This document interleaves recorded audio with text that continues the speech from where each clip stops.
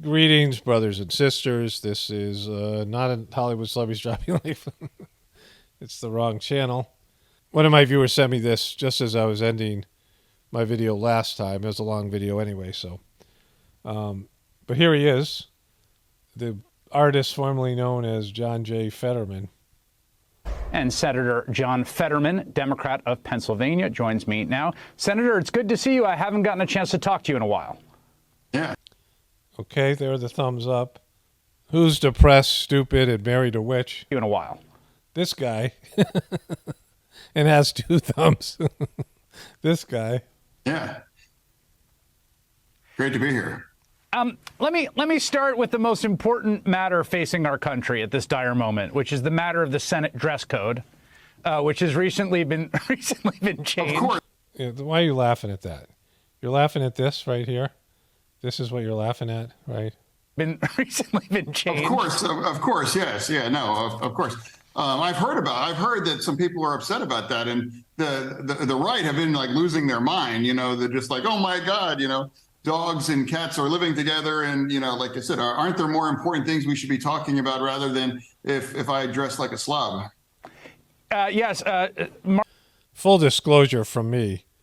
I like the way he dresses. It makes me happy. It's something I get to cover. There's no way to make this look good, right? Like, it doesn't matter what they dress him in. It ain't getting much better than this, right? And the fact that he can't complete a sentence, the fact that he dresses like that, all of it, his stroke, his not showing up to work for 3 months and it being okay, his complete failure as a senator is great for me and something I enjoy covering. He's definitely much more funny and more, more coverable than most of the senators. Most of the senators suck, but not like him. And so I'm all for it. Marjorie Taylor Greene said that Senate no longer enforcing a dress code for senators is to appease Fetterman is disgraceful. Dress code is one of society's standards that set etiquette and respect for institutions. Stop lowering the bar. What do you say to that? Well, her platform, really, she runs on more and more dingling, picks, on. Yeah, there you go. There's the sentence structure we've come to know and love. Throwing the thumbs up in there. Platform, really, she runs on more and more dingling, picks, on in the meetings over in Congress. So again, I mean, even when he's, I thought some of it might be nerves when he's, speaking to, committees and people and he's running things or whatever. But clearly it's not that. Like, it's a whole nother level of, he's sucking so bad already here. And I'm not really sure why she cares how I dress, but she really takes it a different way. What way does she take it? Let's talk about some of the big stuff going on in that House caucus. You in the Senate, basically my understanding of how things have operated since that deal was a bipartisan deal was struck for certain top-line spending numbers for all of the funding bills that have to be passed to make the budget, keep the government running. The Senate has basically been delivering those and passing them by big. He hasn't been able to articulate something that would make sense, right? Fetterman has just been talking in word salad, and this guy's pretending like he's giving good answers, like, not saying, "Hey, could you clear that up for me?" Like they just pretend that like he's not speaking in some sort of, pig Latin or something. 91-7 bipartisan majorities. The House today looks like it's falling apart. You've already got 17 no votes in that House Republican caucus saying we're not passing anything. What do you think's happening here? Yeah, I truly, I was very proud of my colleagues, because they're really about governance. That's what it is. And on the other, the House, the whatever they call themselves, Team America or whatever they call themselves, I just like, bring your vote. Otherwise, they need to go hump a different leg. What leg should they be humping, Fetterman? You drove your, I think it was a Ford from Braddock, Pennsylvania, where you live, out to Michigan for a rally with the striking United Auto Workers. I want to play you what President Biden had to say about the strike and then get Speaking of inarticulate people with brain damage, your thoughts on the strike. This is what President Biden had to say. The companies have made some significant offers, but I believe they should go he's just getting more and more deliverance boy. further to ensure record corporate profits mean record contracts for the UAW. Let me say that again. Record corporate profits, which they have, should be shared by record contracts for the UAW. And just as we're building an economy of the future, we need labor agreements for the future. What do you think about the president's message to strikers, and what were you telling them there out on the line? I bet he's going to like it, but we're not going to understand what he says.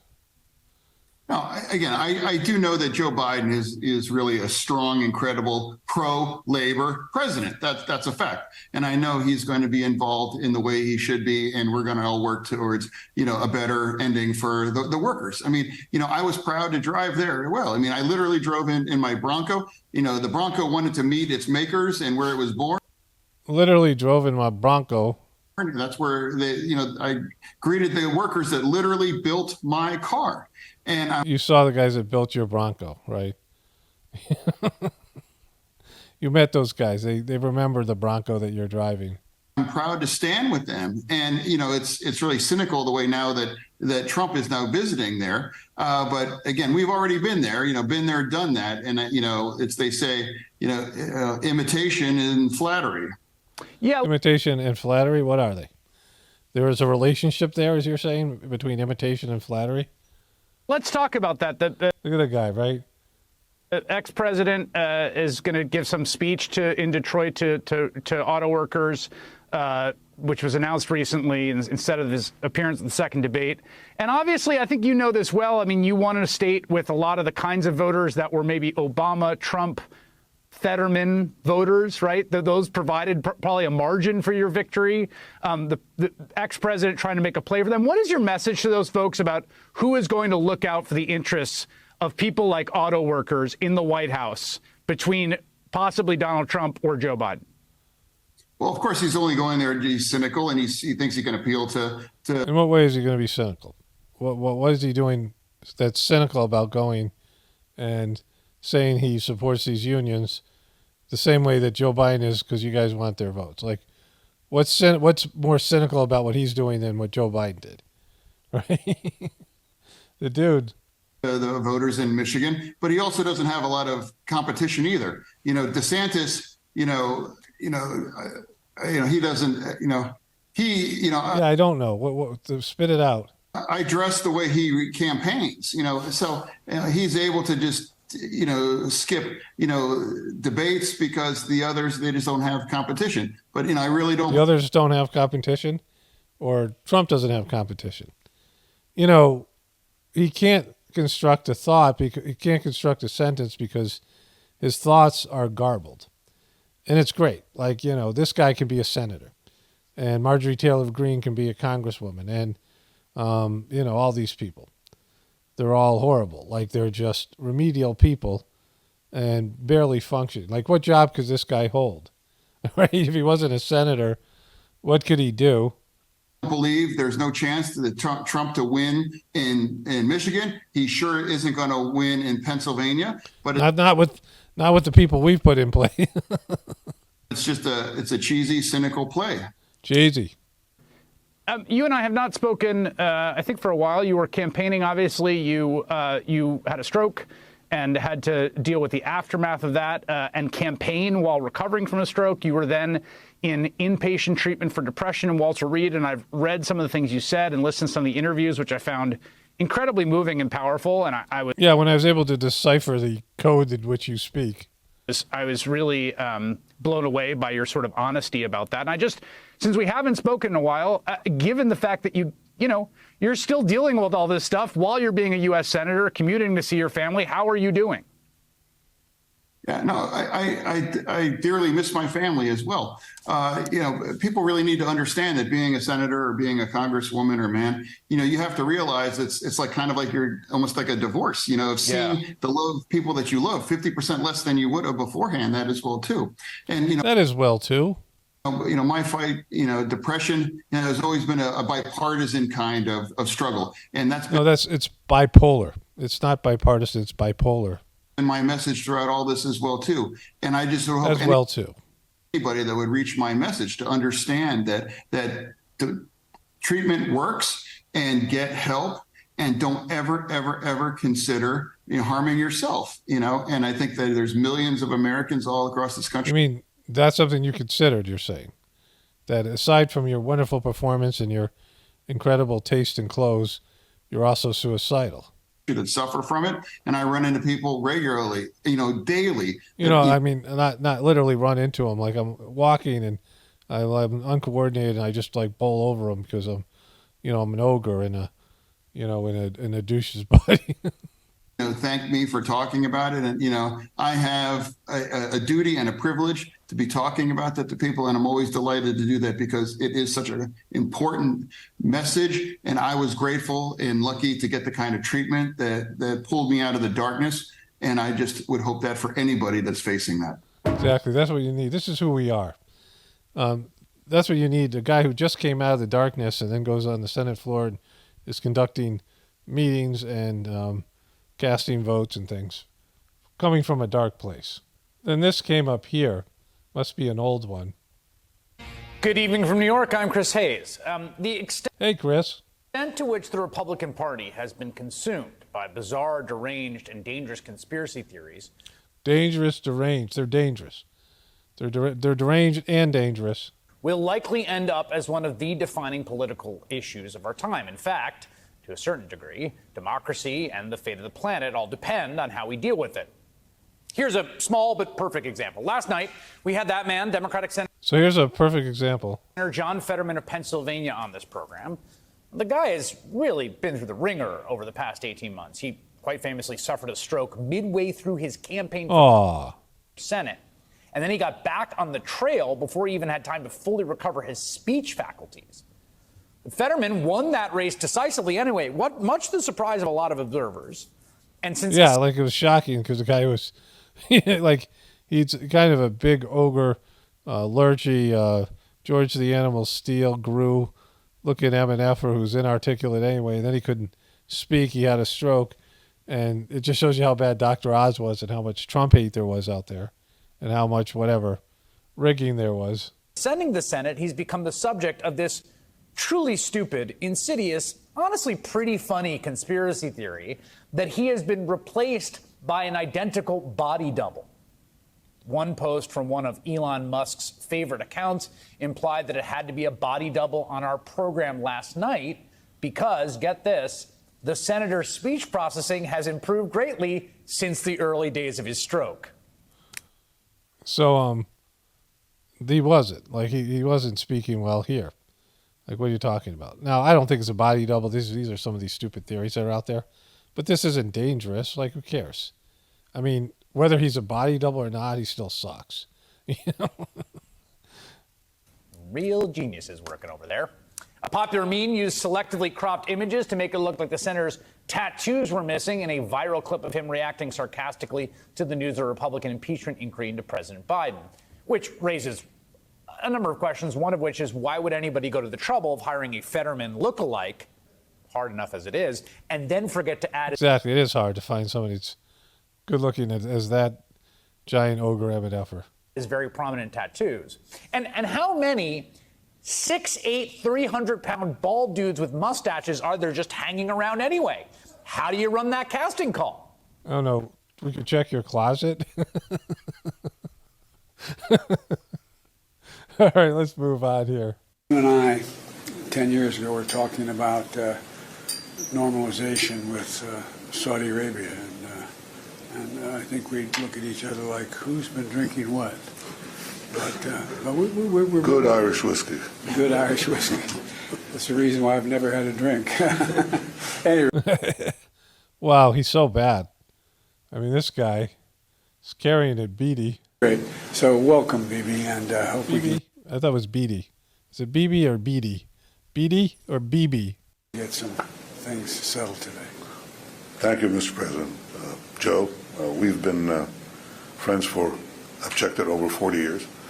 And our friendship goes... Look, so watch this. He says that, and Joe Biden makes the cross here. I've checked it over 40 years. And our friendship goes a long way and can That's like Catholic thing. You know, you make this cross. take us a long way. I'm delighted to see him. I He had think to get rid of his note card. we live at a time of great promise, but also grave danger. Kaboom, right? Unbelievable. Not really unbelievable, you know, totally predictable. I'm the only candidate who can make this promise to you. I will prevent World War III. We're very close to World War III. Why are you the only candidate to make that, to say that? Well, I mean, like when he says these things, he's the only candidate that can do these things.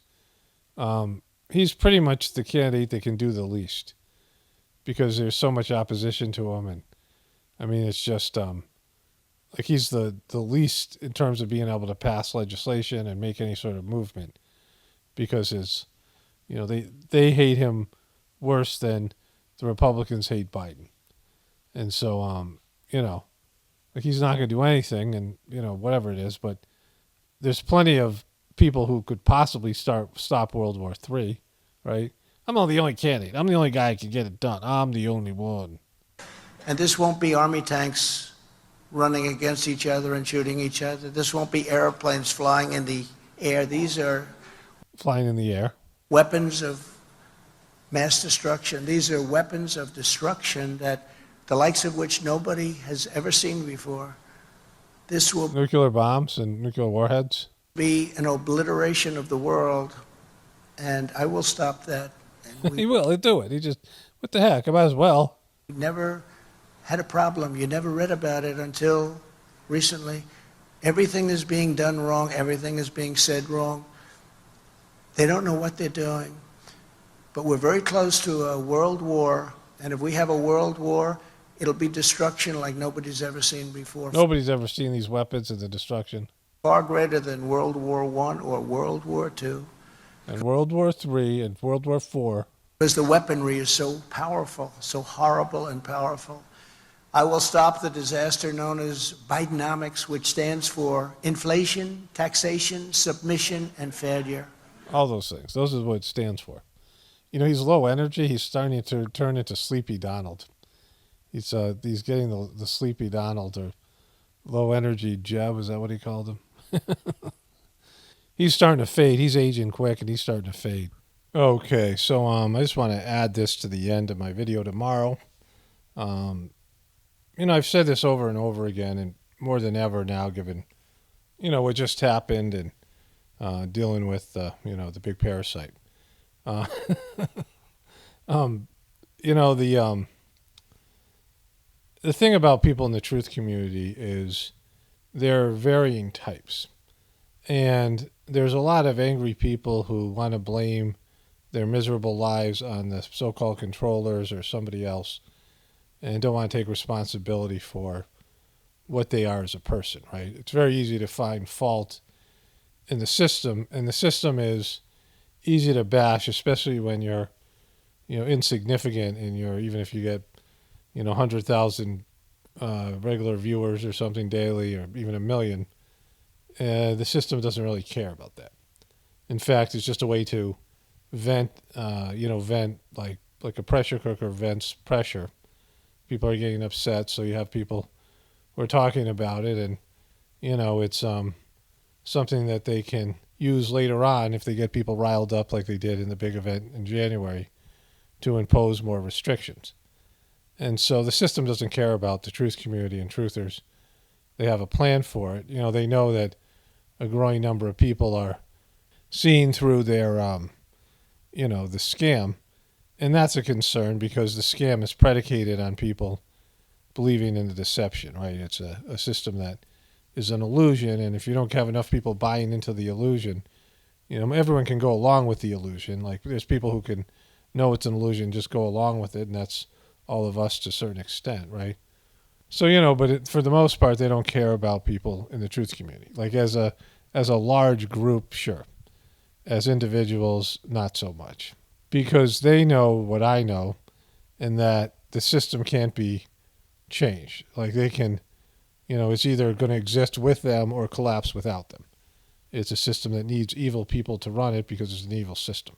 And people will piss and moan and, like talk big, but then when they realize that they're going to get rid of their lifestyle, they'll fold. Like the majority of them, the mob, when they realize that the difference between what they have now with a bunch of evil leaders and a post-apocalyptic type of, or an apocalyptic type of thug-ruled, anything goes type situation, they'll choose the former. So all this idea about, we're doing great work here is silly. Like it's just, I realized this years ago. I mean, it took me a while. You go through different stages. And the key thing to remember about this thing, what this thing is all about is change. And if you are thinking you're going to change the so-called elite, these are the least changeable people. They're incapable of changing. And if they did change, the system would collapse. And so, there's no changing them. It's not really an option. They're not listening to you. They've long since sold their souls to whatever it is, right? And they're locked in. And, if just a few of them change, they'll be excised out, burned, right? Anybody who turns on when the elites turn on each other or turn on the beast, they're quickly disposed of. So there's no, there's none of that. And you can say, all right, I'm here to change. Other people are wrong. I'm here to change the sheeple. It's, all these things. And, people who are, have a microphone, who are a part of this, they really have to get, a handle on this. And like the sooner the better. Because it's just getting fucking goofy, right? Like it's, the truth community has gotten just a, bunch of angry dumbasses and, various ways, different demographics, but all the same. People without the ability for abstract thought. The QBs and these people who are looking for some, hopium-like solution and are being lied to now by just different people. They're being puppeted by different people. They're being, they're being Judas-goaded by a different group of people. The important thing to always remember is you really only can change yourself. You're not going to change other people. They have to choose to change. You can inspire them. You can be a good example. You can, help them if they're, if they're resonating with the, your vibe or whatever you're giving off. It might, some groups of people are just going to, if you are doing a good job, you'll help them. But, the main thing is you got to be working on yourself, and I don't talk about that much personally. I talk about meditation, and once in a while I talk about character formation, but I don't really get into it because it's kind of defeats the purpose if you're like talking about it. It's like you're bragging about it. You're saying, "Oh, I'm working on myself." I'm in therapy and I'm working on it. This kind of thing. And so I don't really, it's just a personal thing. And it's just always there, some sense of personal improvement. And seeing how you affect other people, like that's a big part of it. How you affect other people, how your personality and the way that you present yourself and your various types of emotions, fear and anger and the energy that you're putting out. You're putting out a product. You are something inside of you. You have characteristics, you have qualities, and you are, you have emotions and you have ideas, and sometimes those ideas are twisted and, you're paranoid or you have the wrong idea. They're based in emotions or, hurt or trauma or pain or things that, twisted things inside your personality from, whatever happened to you when you were growing up or, everyone's got a story, right? And you're projecting those things out. And when you're dealing with other people, you're affecting them. I mean, you can be grumpy and you can have a soft heart, be grumpy, right? There's, things like that. That's a big part of the Sajmark system, that nice people usually have hard hearts. They compare it to a mango where it's soft on the outside and hard on the inside. And then there's people's hearts like a coconut that's, hard on the outside and then soft on the inside. So there's, and those people usually have to develop defense mechanisms because they have soft hearts. But eventually you have to take those defenses down and just, deal with it, right? Deal with them. And the key to all that is observing what you have inside and being honest with yourself. When you have a thought and it's a manipulative thought, like you make a plan to manipulate other people or to, do something deceptive so you can get your way and, you're lying to somebody. It could be your significant other or your boss or your whatever, and you're pretending something like a kid, faking like they're sick so they can get out of going to school and, these things, right? Things are you're you learn to act and fake things, and get a woman crying so she can get out of a traffic ticket. These types of things, and those kind of things, but on a bigger level. And then when you're manipulating whole groups of people, when you're have a microphone in front of your face, right? And you gotta confront yourself. You gotta figure out what you're doing and why you're doing it, and take a self-assessment. And there has to be time where you're just looking inward. And there's lots of people that are incapable of that. They can't, they're talking all the time because they can't slow down, and they can't have moments of peace because they don't like what they have inside of them.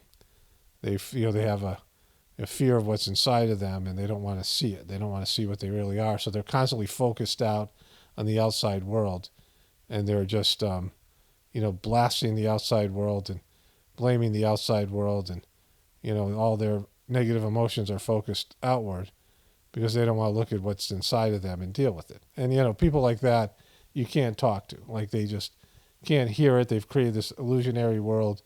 And when they're confronted by this, they have various ways of dealing with it, shutting down or attacking you, or doing whatever they can. And they let you know you're not supposed to say stuff like that to them. Like when they have a tantrum, like you're seeing with, this guy, the big parasite. He's told something that everyone knows is true, and has a tantrum. And I've moved on. This is just using him as an example, but it's come up and it's there, and it's for people to see, right? And just having a 3-year-old tantrum with the idea if he is angry enough and rages enough and is hostile or abusive enough, that I won't do that again, right? Or whoever won't do that again. He's showing everybody, if you tell me the truth, this is what I do. This is what it's going to cost you. This is what I'm going to do to you. Like, I'm going to, rage against you. He's done this with so many people. I mean, it's a, obvious pattern of behavior. And the people who are supporting and enabling this are, they're hurting him. Like, they're not, anybody who's going along with this, people who are loving the show and like it when he does this, and they feed off of low energy, and, whatever reason they're doing this, they have a position of power in the organization, the cult or whatever it is, this is them doing something to just exacerbate the situation and support him in his deviance and his, self-destructive behavior. People have a style in which they're able to do this. Like, I'm always better if I realize it myself. Like, it's better for me to kind of see it myself than have to be told by somebody else that I suck and I have to change something. And everyone has their way, their way they like it. Some people like to be told by other people. Some people, have requested me to do that, right? Which I want no part of, because it's not my job, and, it's putting something on me that I don't need to do, and, it's not my problem, which I talked about before. But you have to have some way. You can just read other people and kind of figure out, how they're reacting to you. And when they do that, when you do that, years and years ago, I was, I had this counseling workbook that I wrote, and, I put together a PowerPoint presentation, and had this whole thing. And I was going to do this counseling business, and I set up a booth at one of these wellness centers, and, people avoided me. Like, they were walking booth to booth to booth. There's booths on either side, and they would purposely walk 5 feet away from me, out and then up and down and then back to the next booth, skipping my booth, like just by looking at me. Like, and I realized that I had kind of, intimidating energy or whatever you might be. Like, people just looked at me and wanted no part of me. And that was, I kind of knew that already, but it was a prime example. Like, my ex, who is a, much worse person, took over, and people were talking to her left and right. Like, it just, it was just the way it was. And I realized, okay, this is how people see me and perceive me. I mean, some of it could have been what I'm radiating out, or my body language, or, my personality and things like this. So I'm not a, friendly, warm, social person, especially to strangers. And so, there's that. But, like, you learn things about yourself, and then you're able to understand why, people react to you the way they do. And even some of it might be as superficial as what you look like, and, those sorts of things. But there are people, like I said, who are so messed up, and these are, usually they have some sort of access to personality disorder, and this is what they would be diagnosed with in the DSM-5. And I don't love the DSM-5 or the psychological model, but there is some truth to it, right? And the access to personality disorders are the antisocial, the what it's called now is whatever it is. It's the antisocial personality disorder. Paranoid personality disorder is something that I think they're trying to label like truthers with. Schizoid personality disorder and schizotypal personality disorder, that comes with a lot of delusions. It's like schizophrenic behavior. I never worked with anybody like that. But the antisocial personality disorder used to be the old sociopath. The borderline personality disorder, the histrionic personality disorder, and the narcissistic personality disorder are all things that are much more common. And these people are really difficult to work with. Now, when I went to graduate school, all the professors and all the people they brought in, professionals, and many of the students who had relationships with people like this were, dealing with this, right? Like they just disliked. I mean, this was the worst diagnosis, the worst group of people for them, was they disliked working with access to personality disorders. We had this woman come in, and she was she worked with solution-focused therapy, and she said for years she did the regular therapy, and it was just so draining because it's problem-centered. But the solution-focused therapy is that you're brainstorming with the client on how to solve their problems instead of just listening to them whine and piss and moan and talk about what a victim they are and why they can't change, and which is a lot of therapy is like that. But in this solution-focused therapy, you're working on to solve the problem, and she loved it. She talked about it. I bought some books on it, and I read it. It was very aligned with the Sajmarg method of, meditation that I do, is that you spend most of your time, you can spend a small amount of time diagnosing the problem, but then you start working on the solution. You put your mind and your thought force into solving the problem, achieving goals. And those people who do that are always happier, and they're, much more positive because you're focusing on the solution and not the problem. But she said, she was asked about working with access to personality disorders, and she said, well, I can hear them coming. Like I know when they're coming. I hear their, message on the, they'll leave me a message on their voicemail, and you can just hear it in their voice. She goes, I only take one patient of that type on at a time, and I'm going to charge them for every second of my time that they're inevitably going to waste. I mean, verbatim, that's what she said. Like I remember saying that, and I was like, kaboom, right? Because we were dealing with this. My ex, her ex had this diagnosis. He had a psychological, thing done on him, and part of the diagnosis was a borderline personality disorder. And so my ex was buying books about this, and I was learning about it in graduate school. And then years later, my ex's brother said their mom had borderline personality disorder. Like he was getting into dealing with his psychological trauma, and he figured that out. And then, when we split up, I was, one day I just saw a list, and someone must have posted it on like Facebook, and it was all the symptoms you're dating someone with borderline personality disorder. And it was, all these things, there was like 12 things, and my ex had like 10 of them, right? Like very flagrantly had 10 of them. And I was like, oh my God, of course. Like, like I never thought about it, but, it was just surrounded. It was just there. And the borderline personality is, it's probably the most difficult to deal with, even more than the antisocial, the sociopath. And well, that's a little tough to compare them. But most people think of the narcissistic personality disorder, but all these personality disorders come with narcissism. And the narcissism, the problem with the borderline personality disorder is the fundamental characteristic of it is the person is deathly afraid of abandonment. They feel like they're going to be abandoned, and they have very intense relationships where they're very positive with the person, like they're like in love, like the first date. In relationships or whatever kind of relationship, like it could be like a romantic relationship or friendship, and they're really intense, and they think the person's the greatest person in the world. Let me read. These are just some things like you can find.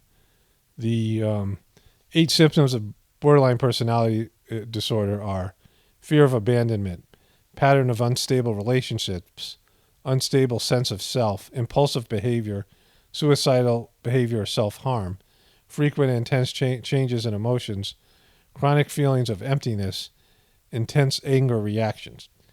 And, the way that plays out, like in a work setting, this is an explosive personality.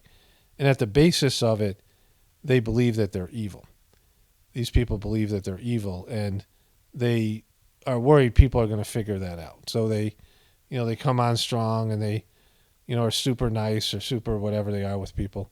They often triangulate, and, they're in these, where they idealize the people in their life for some period of time, and that person, they worry that person's going to figure out what they are and abandon them, and so they go ballistic, and then they just can destroy a work environment or a family or these things. All those things are stuff I saw with my ex, right? And, it was where she idealized the people that she was with, like she did that with me in the beginning and then turned on me. And then there's all this other stuff with it. Here's another thing about it here. It says here, lying, like other signs and symptoms of the condition, tends to occur because the person with BPD is unable to regulate their feelings and impulses. It's an act born out of their pain and fear. Often people with BPD even believe their own lies. There are a few of these issues at the root of lying and BPD. But there's just, all these things. Here's another thing here. Temper tantrums are common for people with BPD, and manage them is an important part of building a sense of self-control and stability for those who did not have help developing a centered sense of self. Do people with border BPD throw tantrums? Tantrums or emotional outbursts are common among borderline personality individuals. These emotional expressions can often be intense and seemingly disappropriate to the situation at hand, causing distress to the individuals and those around them. This is some of these things are common.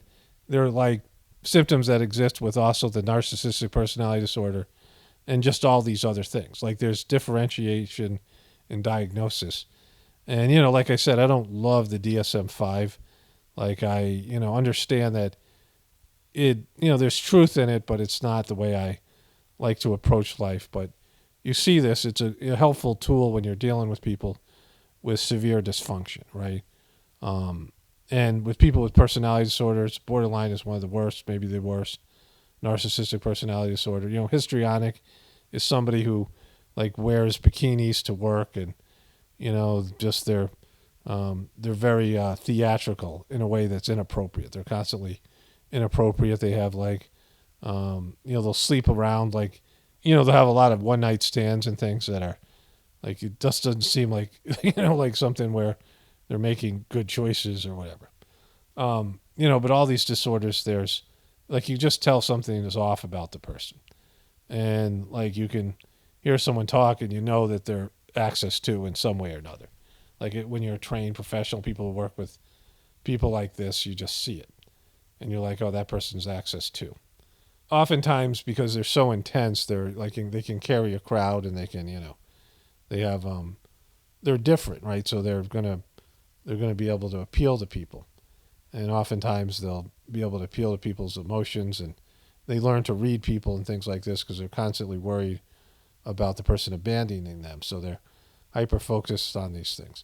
But if you understand anything about this, people like that almost never change. They just don't. Maybe as they get older, they soften a little bit. They're not as intense. Things that you'll experience is let's say you're putting away silverware or something, and you're the borderline personality disorder person is married to someone who's more whatever, OCD kind of stuff. Not really OCD, but more organized. And the person who's married to the person with borderline personality disorder says, can you, not put things away like this and put them away like that, or whatever. It doesn't have to be silverware, just, whatever it is, something, right? And the BPD person will snap, or even, the other personality disorders, but the BPD person will hear that and say, "Oh, you're going to leave me," right? Like they'll think that because they're doing that wrong, the person's going to leave them, and instead of allowing that pain to happen, like they're scared of the other person leaving them, so they go to leave that person first, right? Pete Davidson has BPD.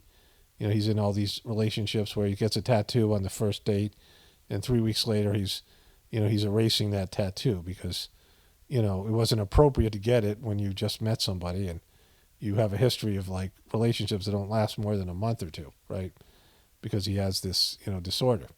But, people like that have no place in, they can't help other people. They're always just going to create chaos, and they're going to be difficult, and they're going to be, nightmares to deal with. It becomes all about them. They don't have any ability to change, and they're always about, projecting outward. Like that, there's a lot of different psychological diagnosis and personality types other than the Access 2 stuff. Of course, manic depressive and all those other things, bipolar.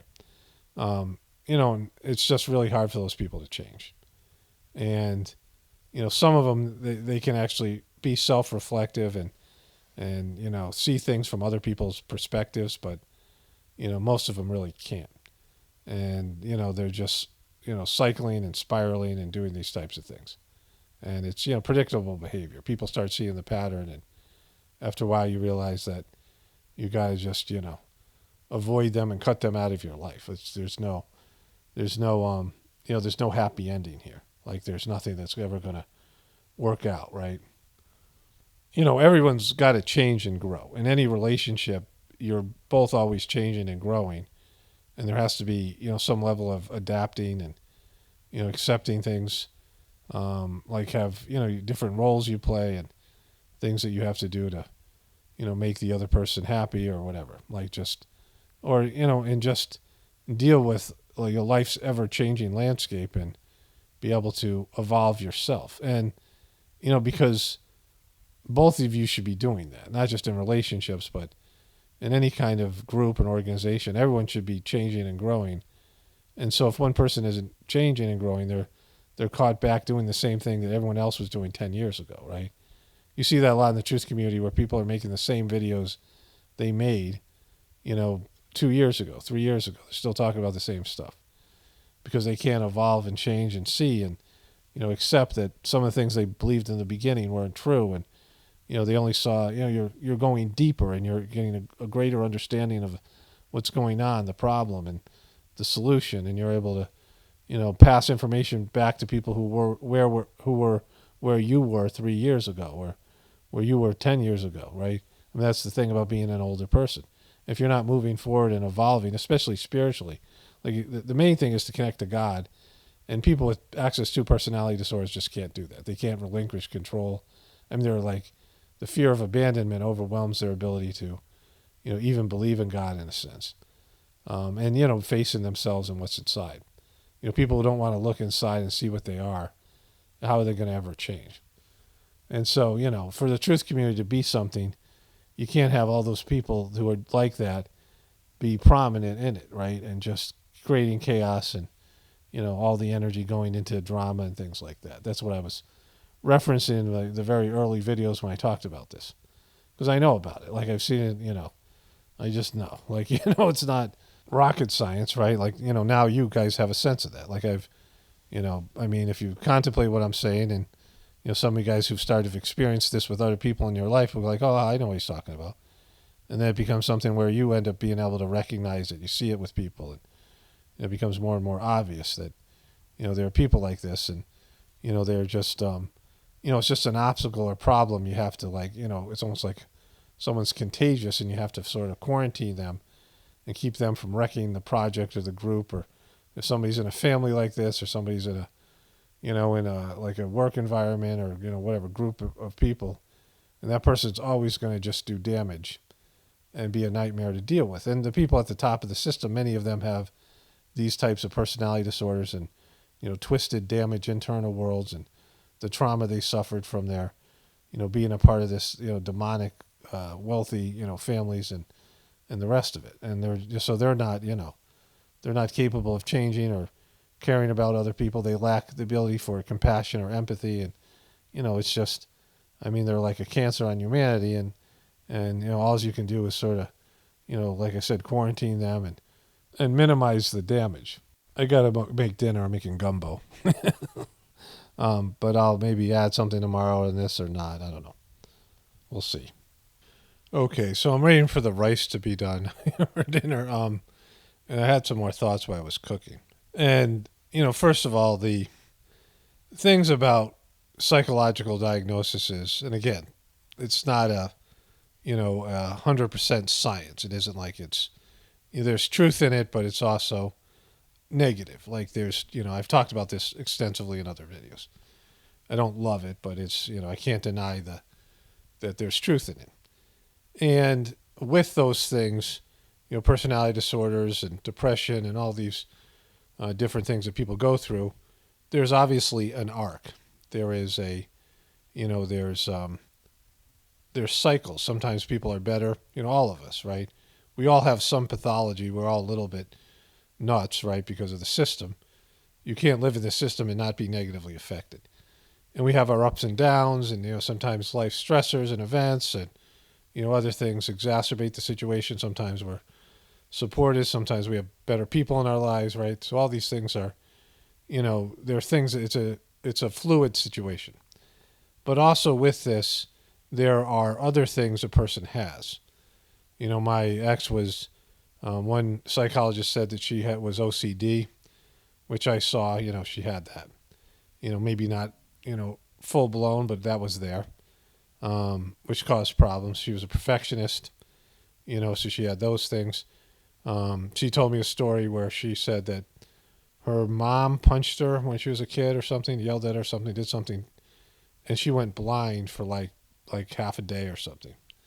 And she told, it was called hysterical blindness, and she told a psychologist or psychiatrist about this, and the person said, "Oh, you're a hysteric? We don't get many of those." Like, like some, like this kind of thing. And there was evidence of multiple personality disorders. At least she age regressed.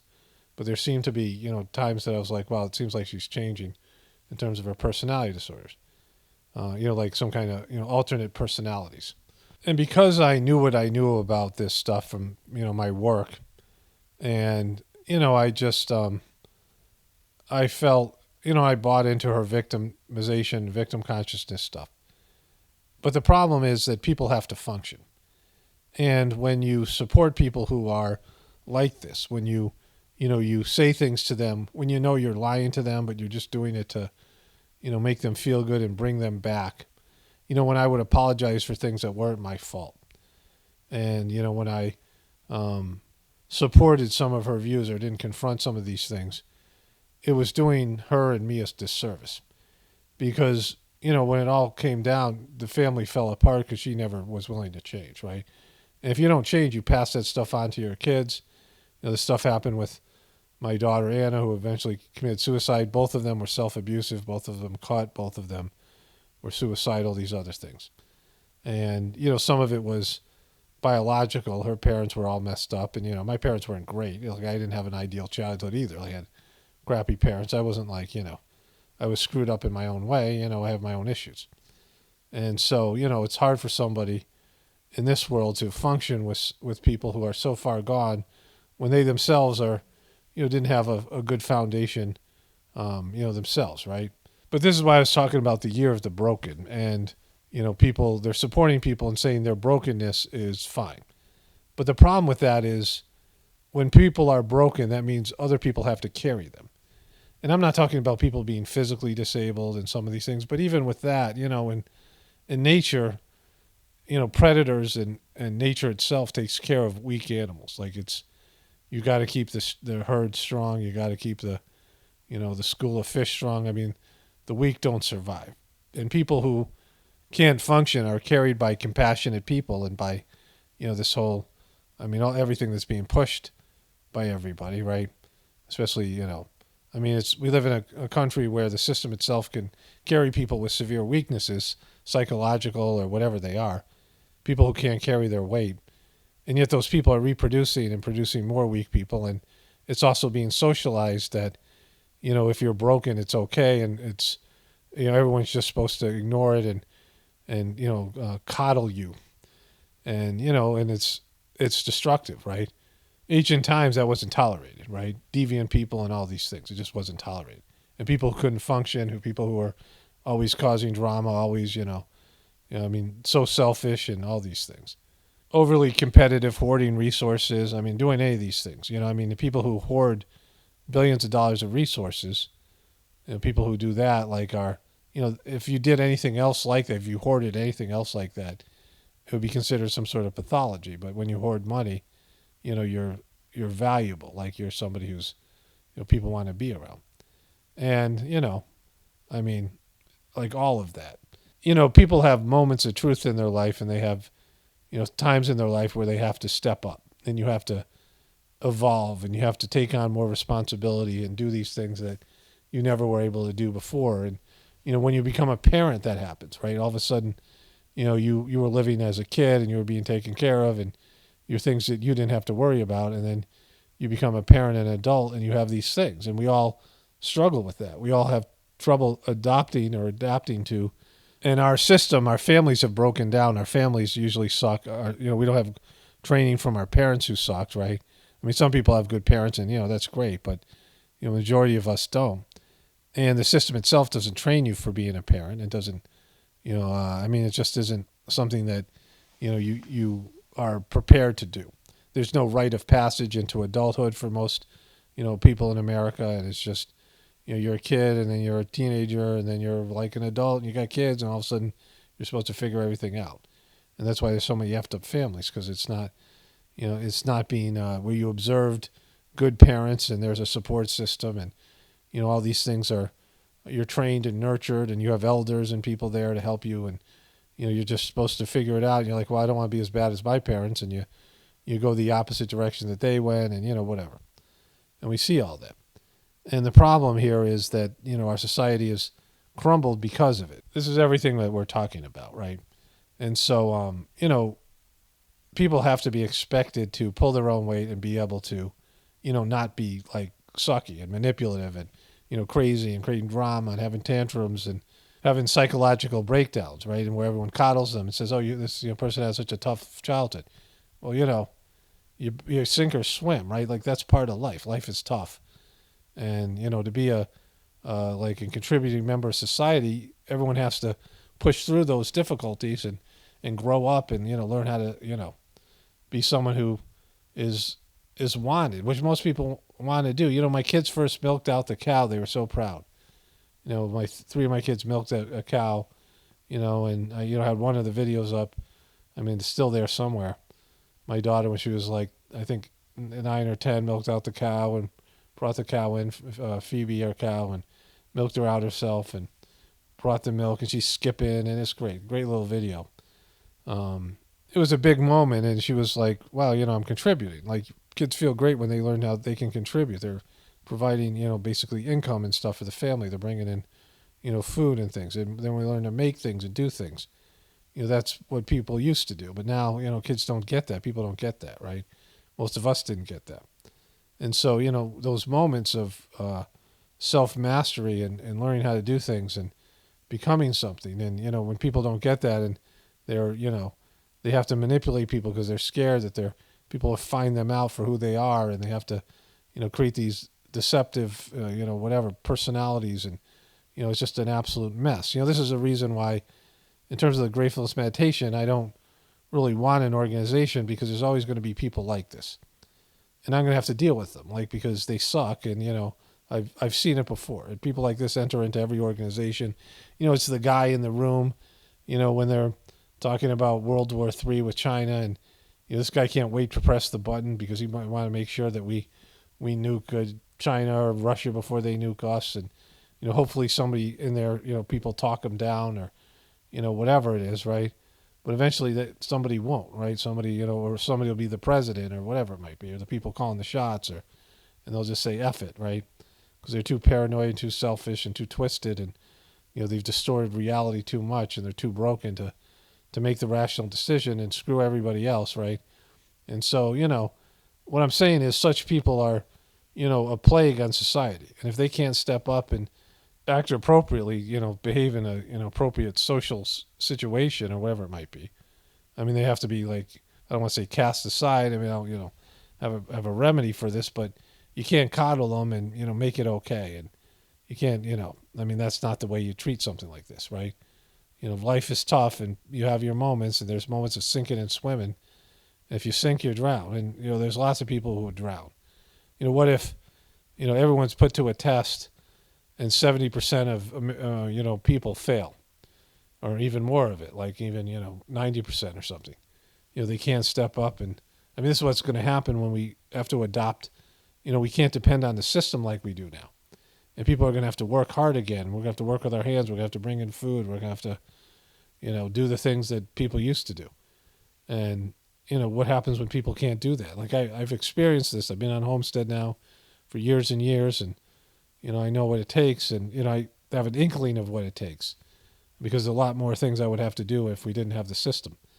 And, you need to have community. You have to have people working together cooperatively. You can't have people want to be stars and want to be special and want to have, special treatment and have different rules for them than everyone else, right? You have to have people working together and be fair and, be generous and giving, giving of themselves, right?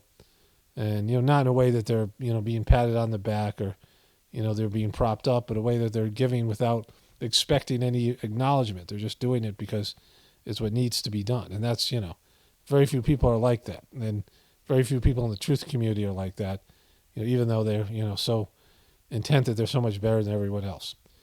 Anyways, maybe I'll add some more to this tomorrow, but, there it is for today. Okay, so it's still Wednesday, September 20th, this video, probably up tomorrow. This voiceover. I'll add it to some Fetterman, a Fetterman interview and some other things. I had a few more things to add here, and that was, when you start learning to be a farmer, years and years ago, when we got our first cow, I went to India, and I had this experience where there was a cow just sitting there, and I, went up to it. I was about 10 feet away from it, and was just sitting there on a slab of concrete. And, before I had left, there was a family we were buying raw milk from who, they were milking a cow and they really weren't into it. And they wanted to sell it to us. And, I didn't know anything about it and was not really into it. It seemed like a big thing. And we were already sort of, stressed out family with all the stuff, which I've talked about before. But I went to India and I just, looked at this cow and it seemed to be happy on this slab of concrete, chewing some hay. I'm like, if this cow's happy, we could have a cow at our, we had about 3 acres of it wasn't really pasture, it was just a yard, but there's some grass there. And so I came back and we got the cow. And we had to fence, and I knew nothing about fencing. Like, I had never put up a fence before, never mind a cow fence. And I put the fence up without barbed wire. And the guy dropped off the cow. He was some kind of, he worked with the military. He was like ex-military, worked with the military to whatever extent. And we had, I guess they dropped the cow off. He's like, you didn't put up barbed wire? And I'm like, I don't know. Like, what do I know, right? And the barbed wire seemed kind of aggressive. Like, it seemed like, I think I didn't want to hurt the cow or whatever. Like that was part of it. And so, and I, again, didn't know what I was doing. And I went out to milk the cow the next morning, right? We just had seen that milk. We milked a little bit, but it was our first go at it. And there wasn't a cow anywhere, right? We had some woods, and we looked through the woods, and it wasn't a big piece of property. It was like a 3-acre property, and, about 2 acres were a fence for the cow, less than probably 2 acres. And, I finally figured out the fence was bent. The cow just went over the top of the fence. And if you don't put barbed wire on the fence, that's what they do. Cows have leather for skin, right? They're not, it's amazing what they can tolerate. And so the cow ran off, and across the way we had neighbors down the road, and they had about 30 acres across from our house. And they rented it out to a hunting club. And me and this guy are going through the woods, and there's we came upon like a place where they would clean the deer when they killed them. And there was just, I would say, 30, there's deer bones that look like for about 30 deer. There's blood all over the place. It looked like some sort of ritualistic sacrifice there. And we were yelling for the cow, and I'm really yelling for it because I figured, that, it was like it could easily be mistaken, somebody who's, a little bit trigger happy. And, we're walking through there, and, I don't know if the hunters are there or not. It's just a disaster. So the cow comes running up to us, so the guy's calling it by name. And then we get her back to the place, and the guy shows me how to put barbed wire in and, do all those things. And we start, milking the cow and, eventually learned all we needed to learn, right? But there are things like that you don't know until you're in a situation where you know. And I've learned these things about farming over the years from people who grew up with it or, learned it and, some on YouTube videos, but there's a lot to learn. And, it doesn't come necessarily natural to people. I mean, in terms of, if you grow up with it, it's one thing, but if you're learning it, it's a big kind of a process, right? And so, we ended up getting a second cow and, we moved to a little bit bigger property, but we still didn't have enough grass for them to graze, and it was a whole thing. And my kids learned to milk, and, we all learned to make cheese and do all those things. But one of the things I learned was if a cow butts you or gets aggressive, then that cow is eaten, right? That cow has to be, the genetic line has to be taken out. And, this is just good farming practices. Like an animal that big, I mean, if chickens were the size of cows, we'd all be dead. Like they're much more aggressive, a lot more brutal than cows are more gentle. But if you have a domesticated cow and it's, it's bucking you or it's ready to, of course people have to have bulls and things, and that's a little bit different. But, you can't have cows that are aggressive, especially around, a homestead. We had cows here that they would posture, but they wouldn't do anything. The posturing sucked, and they were, the mother was never, she had a tough transport over here. And we bought the cow, and she never really recovered. She blamed us. Cows have a good memory. But when you have domesticated animals or any of these kind of things, if something's aggressive, it's life-threatening. The cow tramples you, kids, whatever it might be. And so, when things are like that, you can't have them. That's just the rule of law. You can't have dogs that bite and, the animals with rabies. There's a story, somebody told me about an old farmer. Maybe they were a kid and they were with their grandfather or something. And the grandfather sees a fox, and the fox is out in the day, and it's just staring at him. And they're pretty close to the fox, and he pulls out his rifle and shoots it. And he goes, "Why do you do that?" He goes, "Because it's got rabies. That's not natural behavior.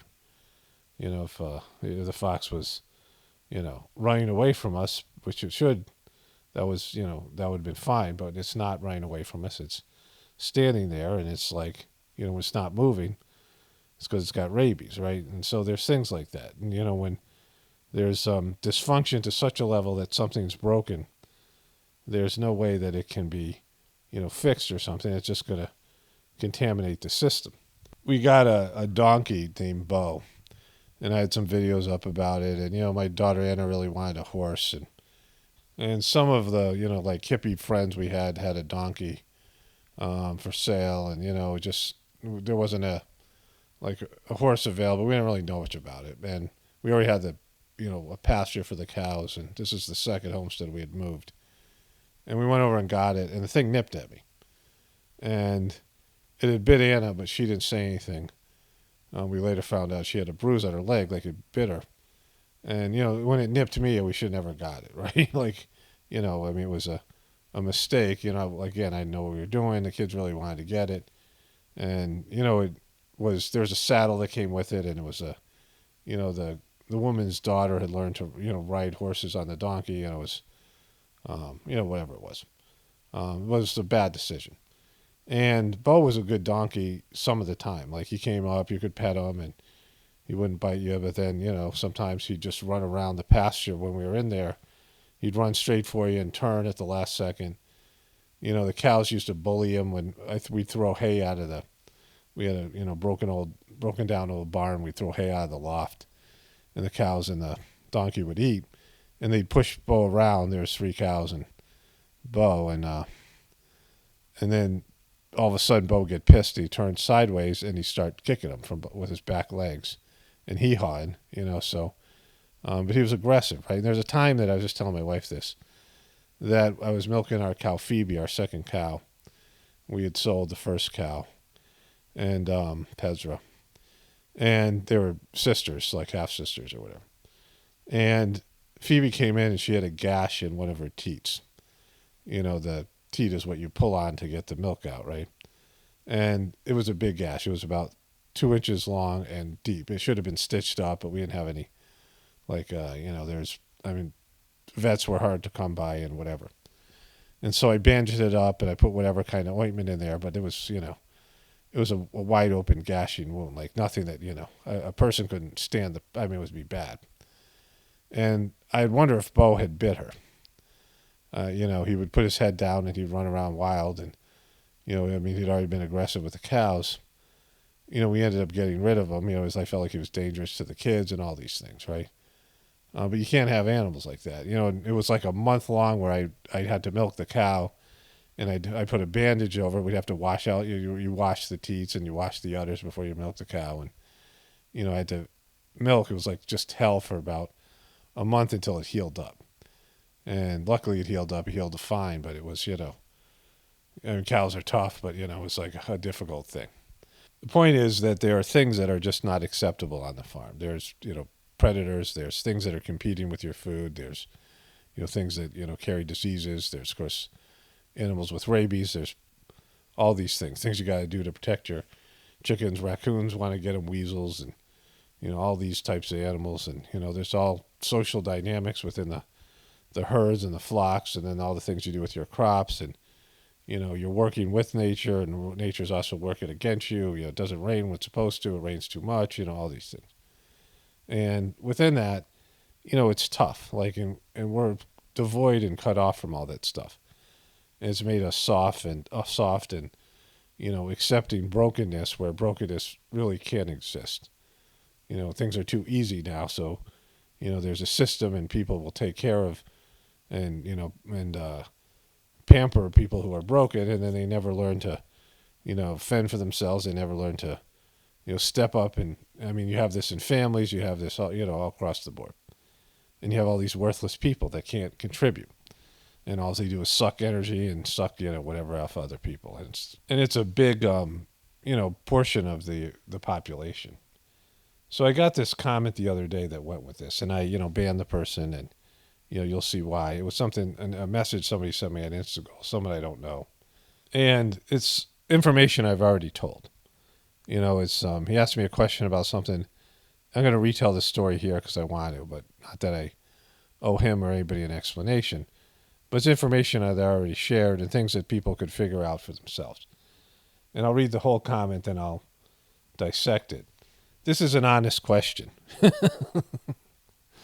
Now, when you start something like that, I should stop reading, right? But then, it could be entertaining for me, but why would you even say that, right? Not meant to be snarky, again. So, dishonesty and snarky are now implied, right? This is, there's going to be dishonesty and snarky in an agenda. I've invested a lot of time into Sajmarg Hurtfulness in upstate New York. If I'm to believe your reading of Big Parasite is accurate despite you never having met him or even watched much of his online videos, why was your reading of your ex-wife so unbelievably bad?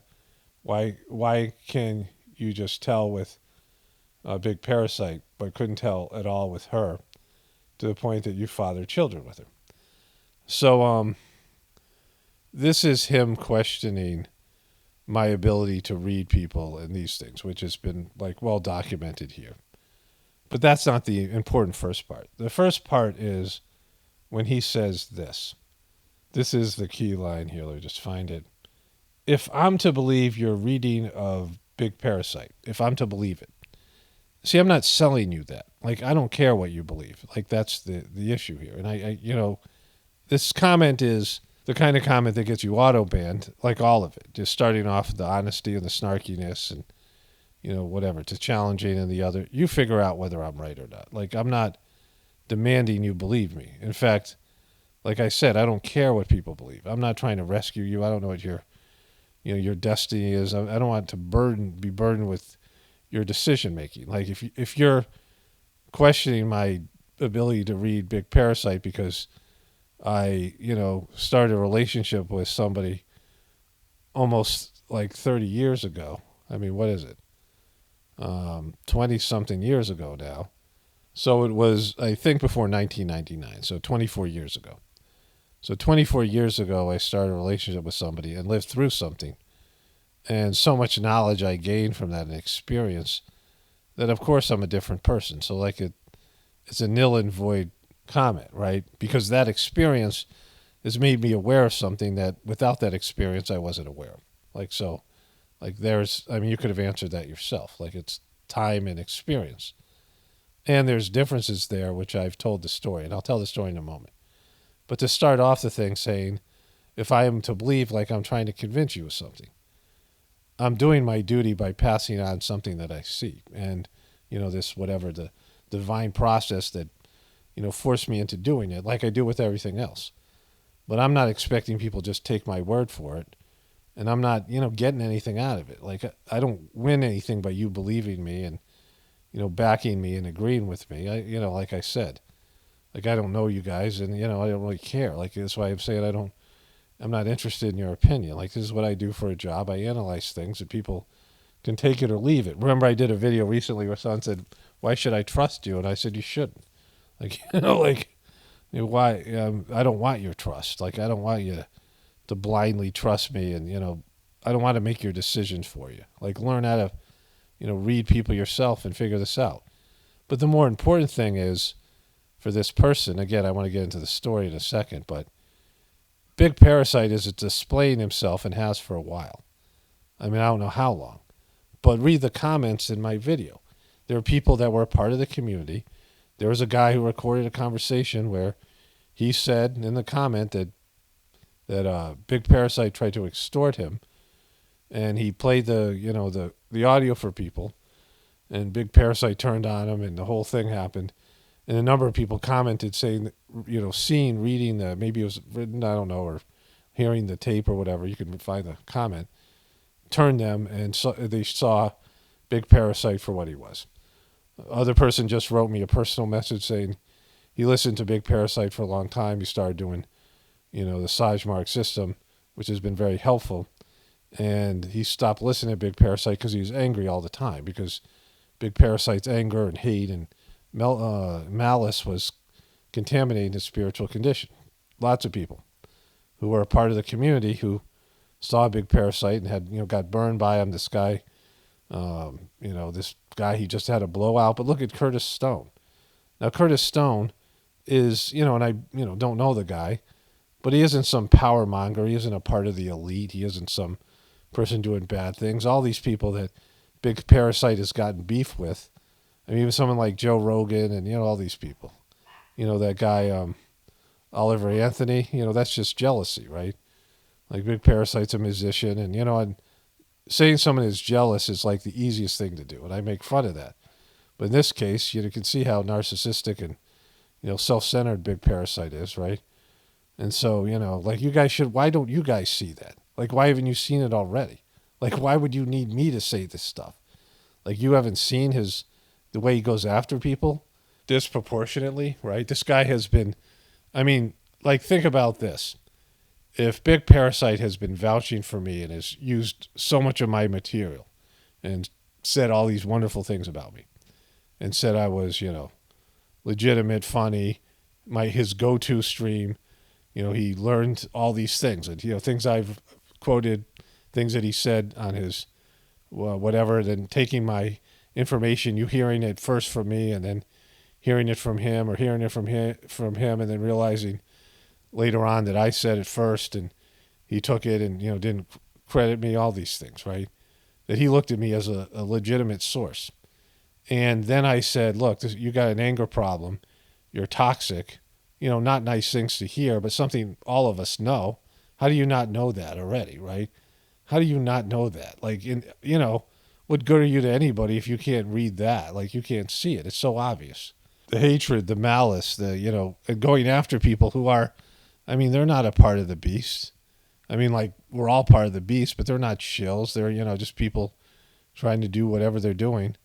Curtis Stone, like, he seemed like just a kind of a nice guy who's doing off the grid stuff. And, someone wrote a comment saying, oh, he's going after Curtis Stone now. Like, Curtis Stone's helped me so much, right? Like, I don't even know who this guy is, but the way the Big Parasite was being, we'll watch the interview. And which person's being more disrespectful? Which person is acting in an inappropriate way? Which person is filled with anger, hate, and malice, right? Like, how can you not possibly see that? And, like I said nothing. He's taken so much from me, right? All these things. And like, people have told me about it. I didn't care, whatever. And, didn't know what was going on. I didn't know that the toxicity was somehow affecting me. And, I didn't know what was happening with all these people. But it's not my problem. It's not my responsibility. I put the information out there. Someone's misusing it. Ultimately, I had to say something. Not that I knew that. Like, I didn't look into it, didn't care about it. But when I did, now he's saying all these horrible things about me because he has new evidence, because he's, convinced of these things, or because I said something that was hurtful to him and something he can't face in himself. And so he's having a little tantrum and saying things about my daughter who committed suicide, my family, things like this. This things people just told me. Like, I don't want to listen to him. Like, I didn't want to listen to him when he was praising me. Like, I just don't like the guy's energy. I don't like anything about him. It's hard to watch. How many people has he followed? Like, he, followed behind Crowder, and he bowed before Joe Rogan and Alex Jones, and then all these other people he's ended up having beef with who, at first he liked, and he's saying that this person's a good person, and then he's like, oh my God, I was wrong about it. Like, why if you guys accept him as somebody you listen to when he reads everybody incorrectly? Like, how can you take him seriously when he's, all these stuff that he's plagiarized people, this guy Quantum something or other, that, I keep on hearing his name, that he's taking, it's something like that. You guys know what it is. Look at all the comments. Just go read the comments of people who were associated with him and all these things. That there's people he's burned within his group. People have, anybody who's offered the slightest bit of criticism, he goes ballistic on. One of the books my ex got on dealing with people with borderline personality disorder, it was called Walking on Eggshells. The people who live with and married to people with borderline personality disorder, some of these narcissistic personality disorder, any of these taxes do, but it was specific to that. And said you're walking on eggshells, and they changed the facts to fit their feelings. And this was something my ex did quite substantially. But the difference between my ex and Big Parasite was my ex was an Ivy League graduated, top of the class in high school, and, like valedictorian level type person, and polished and refined, and, not somebody who displayed herself the way that Big Parasite does. She didn't go on public rants. She didn't say things. She was a little bit weird when I first met her. When I first met her, she was not somebody I was romantically interested in. I had just moved to New Mexico and was made a preceptor, and I was riding the high of being completely cleaned out and just the joy of being a person that does Sajmark and jumping into the literature. And she was just made, she was living in Colorado and was just made, she had been a preceptor for a while, but she was made in charge of these zones. Chargy had divided America up into 5 or 6 or 7 zones or something, maybe 8 zones. And New Mexico and Arizona and Colorado and Utah were in those zones. And there were 3 preceptors there. There was me, there was my ex, and there was a preceptor, a young guy who was a young Indian guy who was in Phoenix, Arizona. Nobody in Utah. I think those are the 4 corner states, if that's correct. And there was no centers. There's no center in Colorado at the time. There was one before. There was an Indian preceptor there, but he left and he turned it over to my ex, and she chased everybody away. And Chargy was kind of disappointed in her because she scared him all away with her, her, just going in too big and, her, whatever it was. But she was still, more refined and more believable than Big Parasite, like as a, person. And she loved Saj Marg, and she had, like intimate, relationship with Chargy, spent lots of time with him, and, they had exchanged these letters and things, and, they had, like she was, closer to Chargy than lots of people. She had extended, trips and things to India or whatever. And so she had been around for a while. And most of the people in my first center were kind of like, they weren't passionate about it. And she was passionate about Saj Marg. So I went to see them. She was married at the time.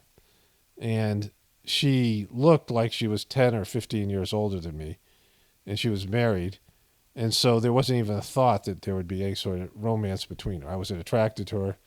She was overweight. She had 2 kids. And, there's a thing that happens when you start having kids, like, how I am now. I mean, I'm a lot bigger than I was back then. So back then, I probably weighed 185 pounds, something like that. I think I lost some weight from India because of that. I got sick there. I think I went down to like 160, which was, through college, I was 185 pounds, and I'm, 6 foot, 1.5, 6'2" or something. 6'1.5" probably. And, I was still in my athletic youth. I was still, I was in my 30s. I was like 30, 32, 33 at the time.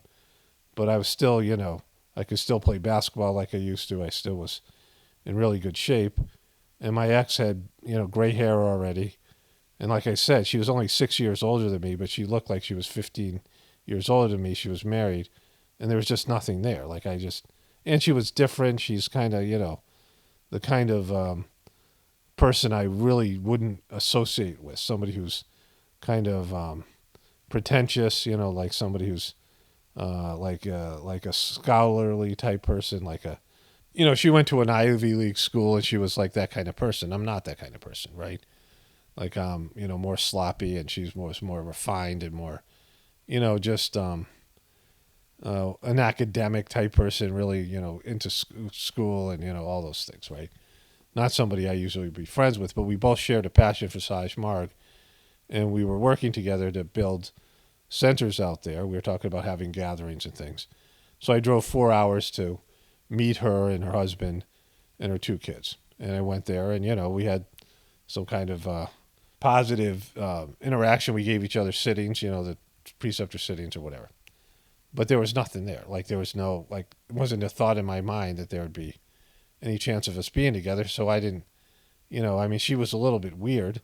Like, a lot of these people were weird, and they were not people I would normally be friends with. And, but we shared a passion. I was excited about doing work, being a preceptor. I was really, pumped up about it. And I was, riding the high of being cleaned out in India, my first trip, and those things, reading the literature, having someone the people, like I said, the people I had known so far, they were into Saj Marg, but a lot of them were burnt out, or, they were older, and they just, they weren't passionate about it. And she was passionate. I had someone to talk to about the literature and, things that were very important to me. I was reading these books, I was excited about them, and, all these ideas, and, learning about spirituality. And it was a time, some of my best time in terms of, I hadn't experienced some of the suckiness, and this was part of it. And she, her husband got into a car accident, and he had all these physical injuries, and, I had no idea that there was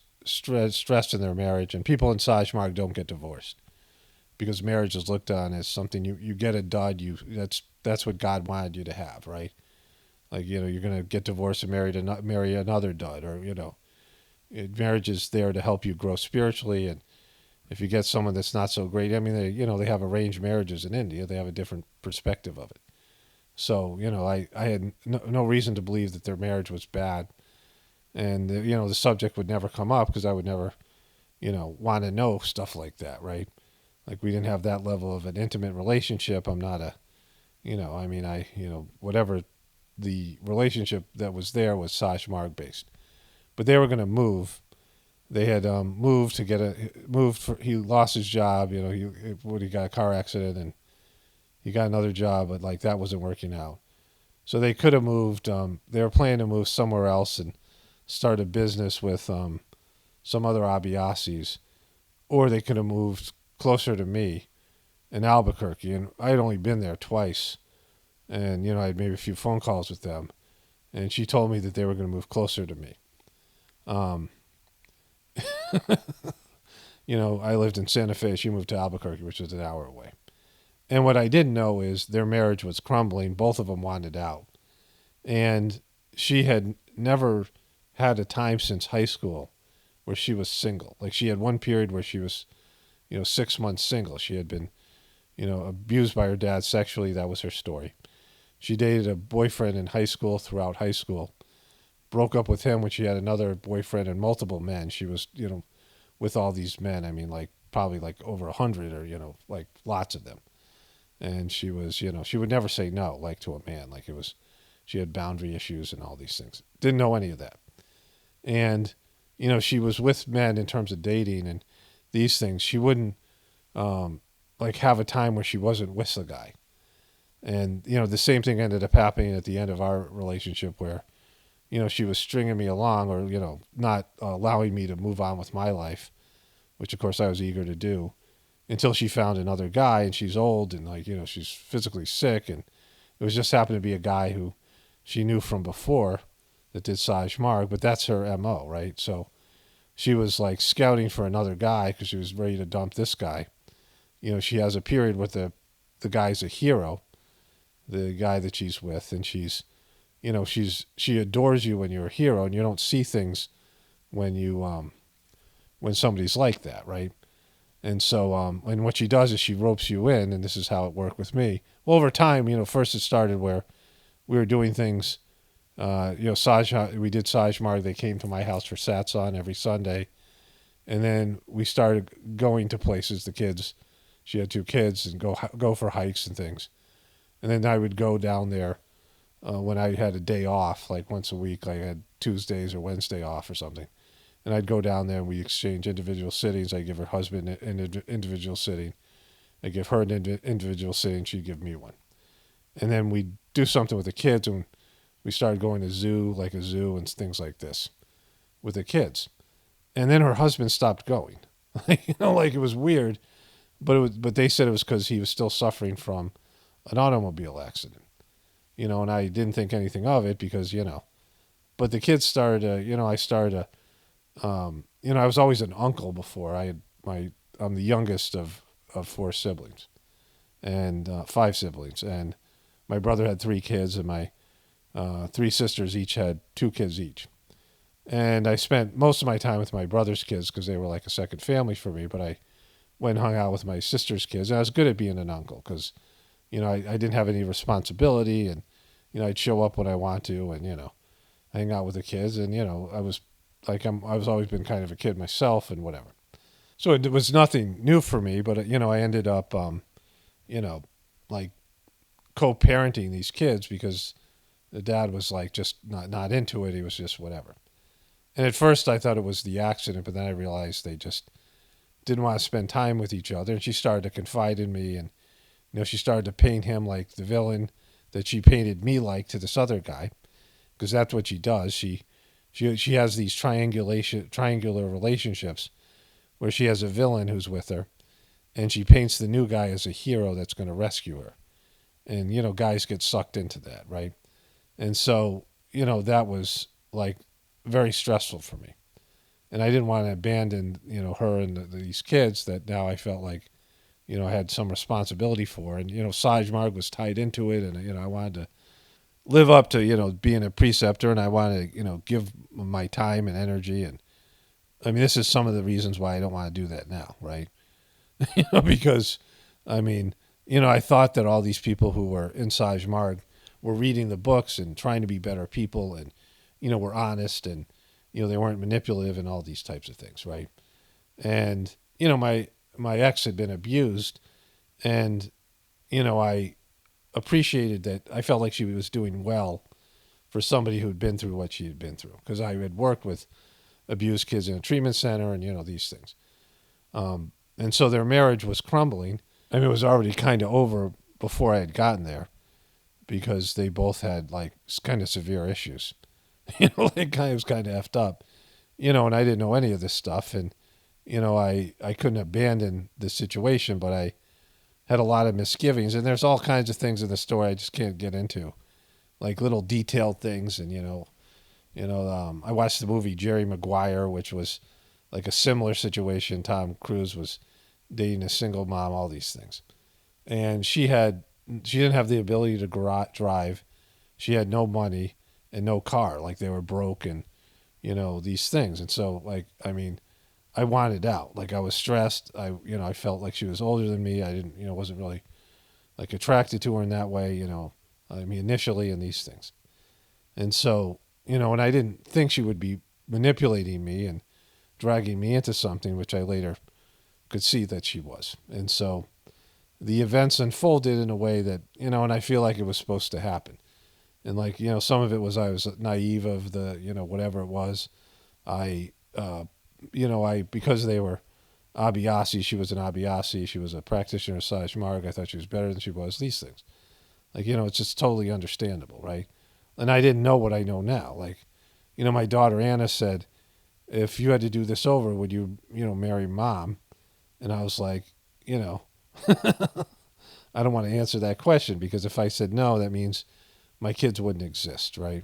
And so, the stuff about her, cutting herself and attempting suicide, using suicide, these were things that developed later. She didn't display those things at first, and that was one of the reasons I thought she was just being manipulative. And, these were like, there was always like a honeymoon period, and she was acting much better in the beginning. And then, just stress kicked in and just all of it. And even with that, she had a good side, a positive side. She had, good qualities. She had, certain abilities and things like this. And, I didn't know which side was the dominant side. I always hoped the good side would win out. And I thought it would. But then, towards the end of the relationship, I could see that there really wasn't a good side. Like there was, what she was as a broken person. And then there was what she was able to display for people for a short period of time, usually in the beginning of relationships, to con them into believing she was a good person. And it wasn't she was a bad person, she was a broken person. She was, some abuse survivor who was psychologically broken. And, she had a lot of ambitions and, she could, she was good at the beginning of things. She was good at, getting, she had a visionary personality like I did. She was good at, coming up with, goals and things, but then she couldn't sustain them. She was, she never really held a job. She had no jobs. She graduated from a Ivy League school and then went to Boston College for she had a MSW, and getting out of college, she could have gotten high paying jobs. Like she was, she was someone who interviewed well, and she would be impressive to people, like someone who externally, when you first meet her, she would impress you, like with her, someone who's really smart and, other things. So it wasn't like she didn't have any good qualities, but, what was inside of her was, darkness that she didn't want to confront and, like a twisted, messed up personality with, multiple like psychological diagnoses and, a fear of her internal darkness. And, she had been hospitalized and went to a psych ward after she was abused by her, dad over a weekend, like a Thanksgiving. She went home. She was, tried to commit suicide in college. And, I think she went to a psych ward twice. She was on a psychiatric hold, something later my daughter Anna would also have, right? Because, these things, she handed down her self-abusing and stuff to my daughter. All these things. And so, like this is a goofy question, right? Because having gone through that experience, and then, I worked in a treatment center. I went and got my master's degree in counseling and learned to do psychological assessments. But I'm a much more, wise person now. I don't know what to say, and I don't have the innocence that I once have, which kind of sucks. I'm cynical. This is why I don't want to get involved, because it isn't just this experience. I've seen so many of these, and things I've been a part of, things I've just witnessed, and people are broken and you can't expect very much of them. And then what's happened with Dodgy and the collapse of the system, right?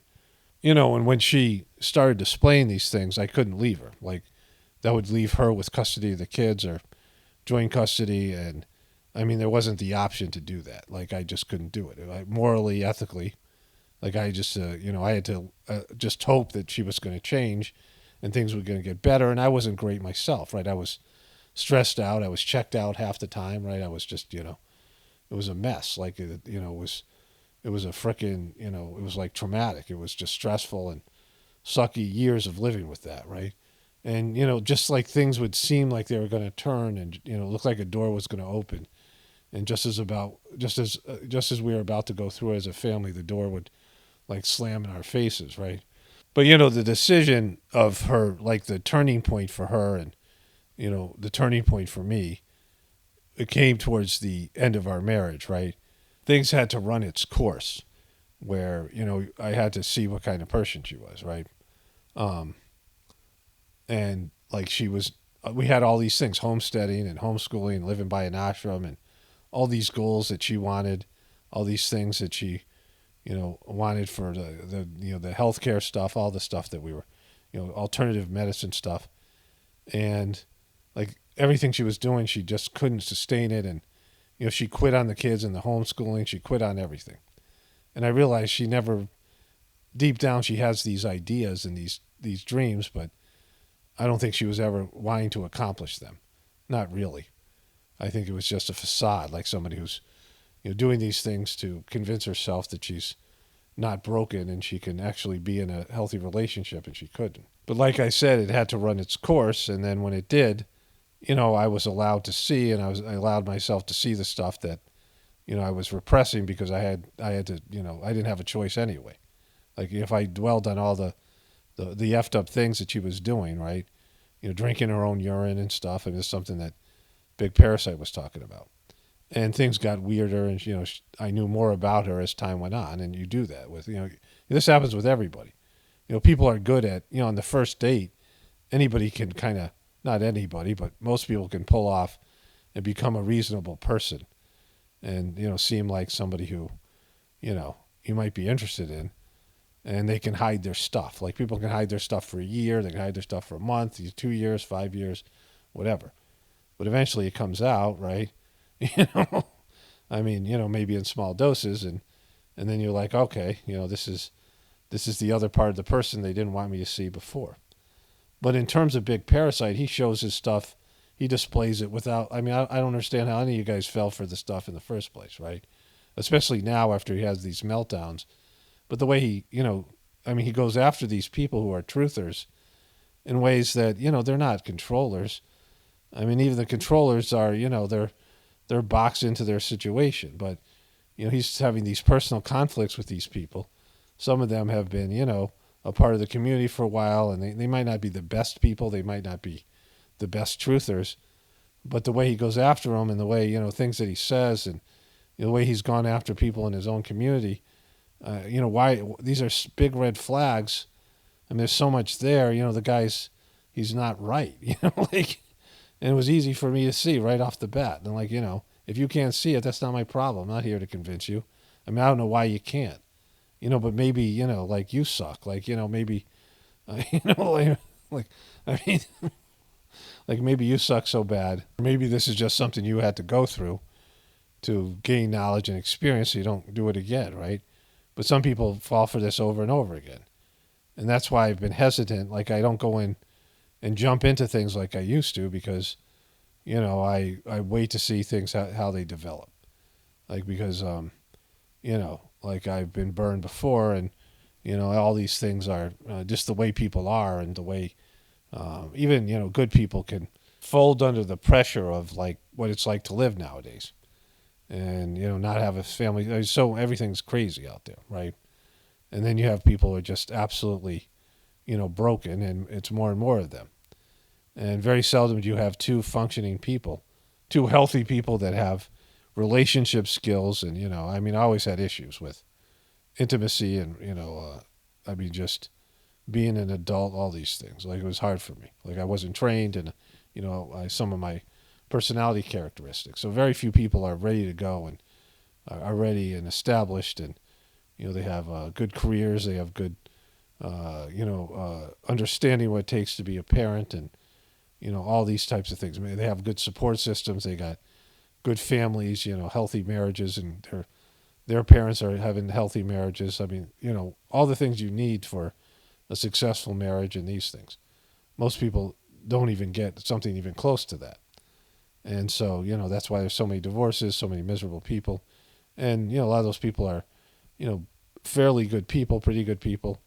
They just have issues. And, so there's that. Like, it's just, and then there's someone like Big Parasite who's just out there, like, displaying himself. Like, he's not hiding it, right? He just goes out and says all these things and does all these things, and the energy's there. Like, how does the energy not affect you? Like, I've never understood why people can't feel transmission in Sagemark. Like, I don't know why. My brother couldn't.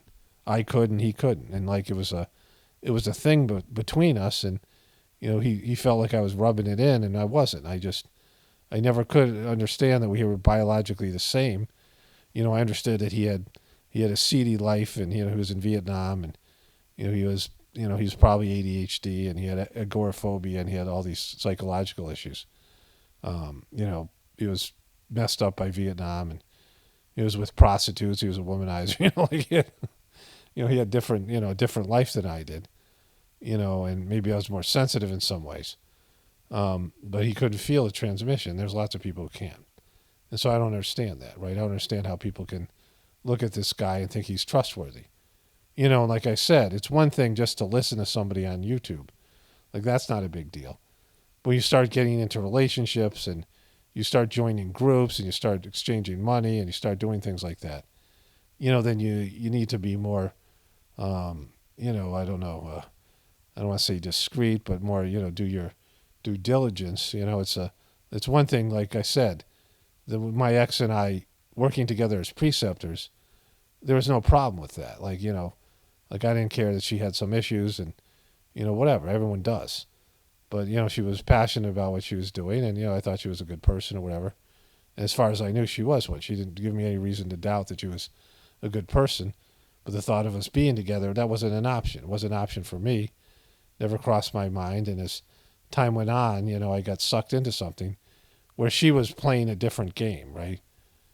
She was playing a manipulative game where she was looking to punt her ex and get somebody else, somebody younger or whatever, looking at me as an energy source and these things. And so, I've learned my lesson, right? Unfortunately, and either way, I mean, you're always rolling the dice when you get married to somebody. Like I said, anybody can, most people can pull off a good guy act or a good woman act or whatever for a short period of time. And then, reality kicks in. Anyways, that's enough for tonight. I don't know what else I'll add to this tomorrow.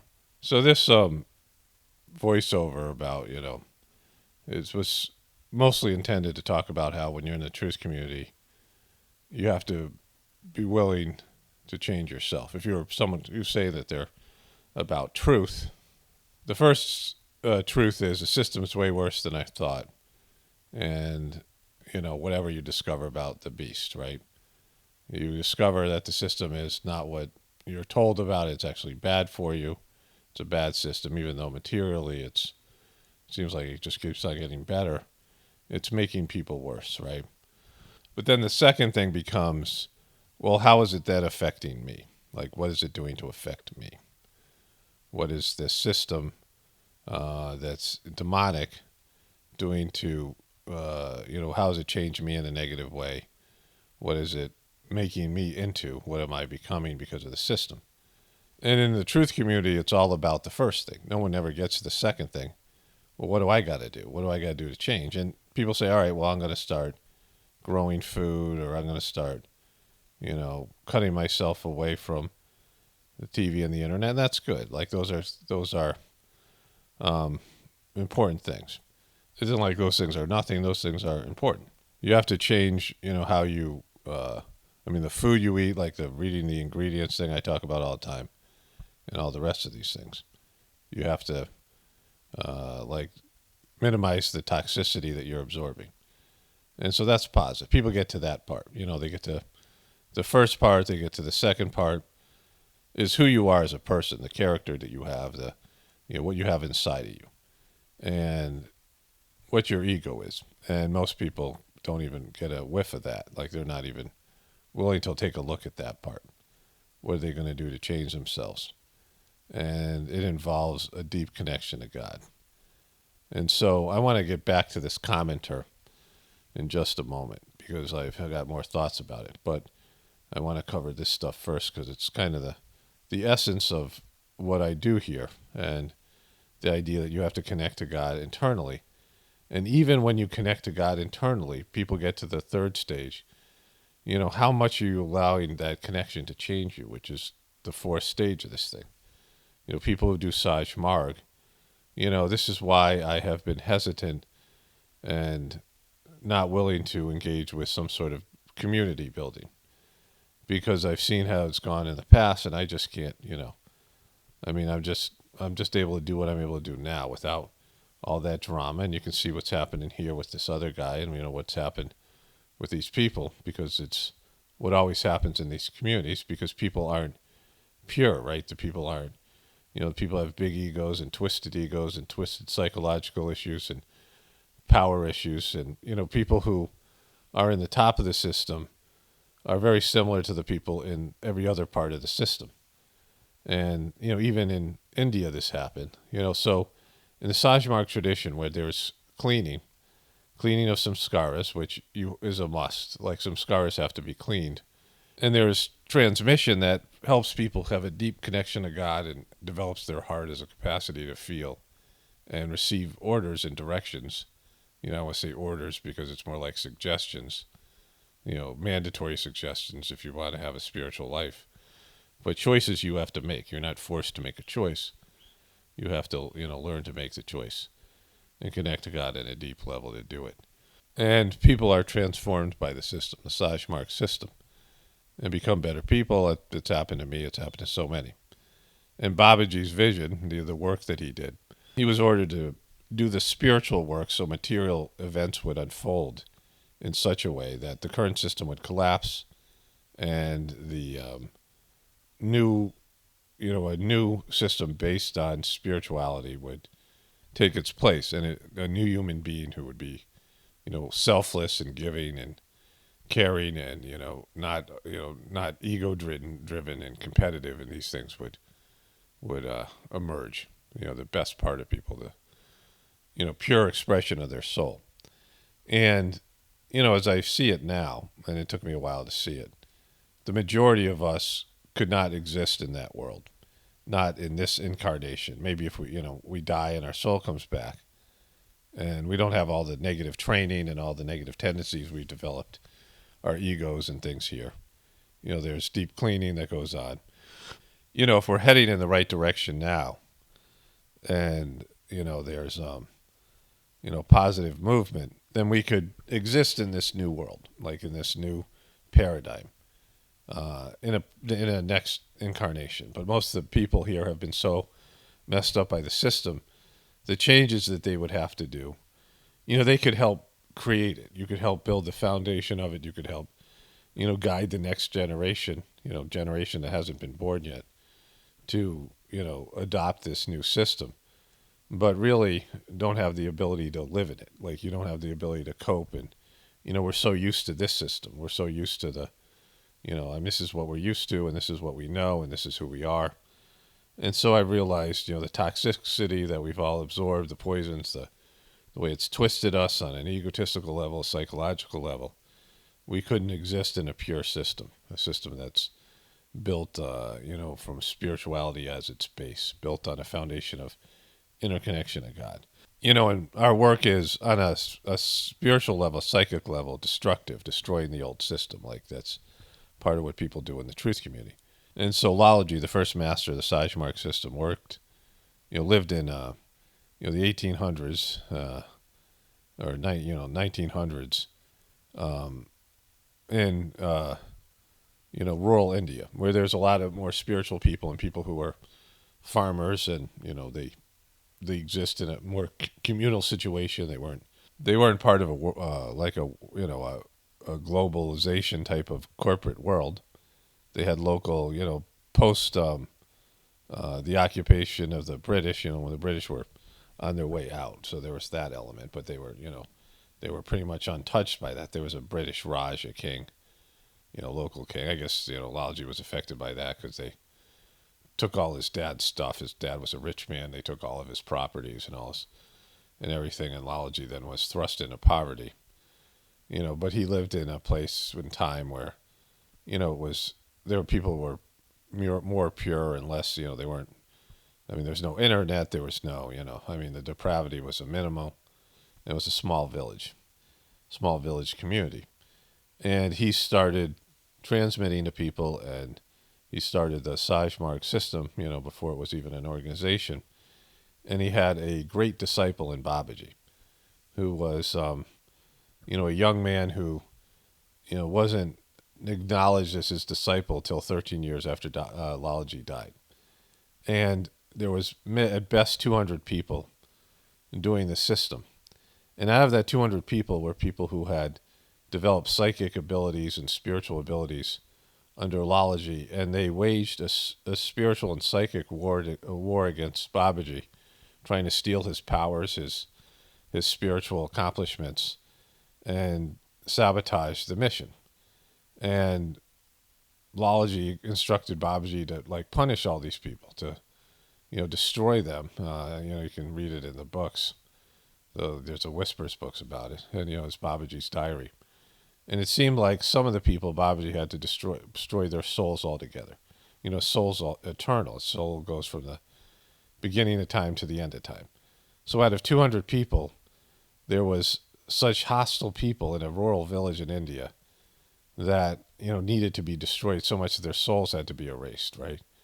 And then Babaji had his time, and he dealt with lots of problem children in his organization of maybe 5,000 people by the time he died.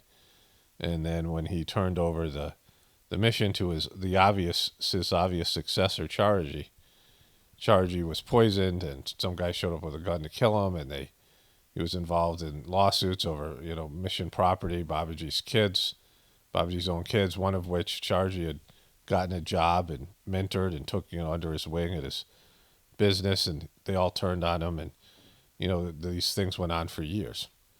He was hounded by this group of people, and again, just out of 5,000. And then, of course, what's happened with Daji, he himself has collapsed.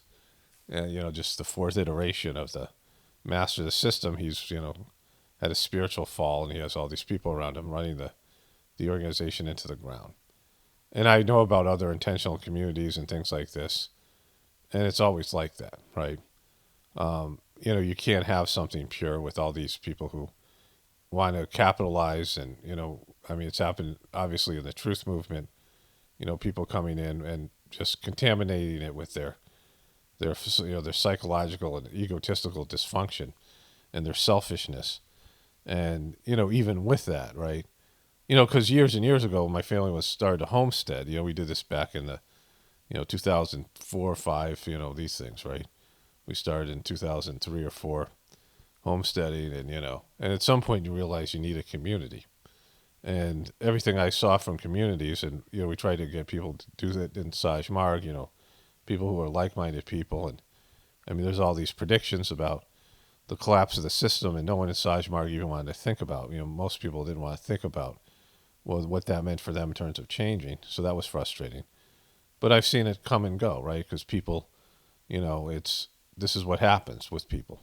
So I don't know what my role is other than, talking about this and disseminating information, given the collapse of the Heartfulness organization and, some of these other things, which is, nothing else has transmission and cleaning in it, which is with the best tools to change human beings. I worked in the psychological field. I know it is available in the psychological field, and, all the different new age practices and things.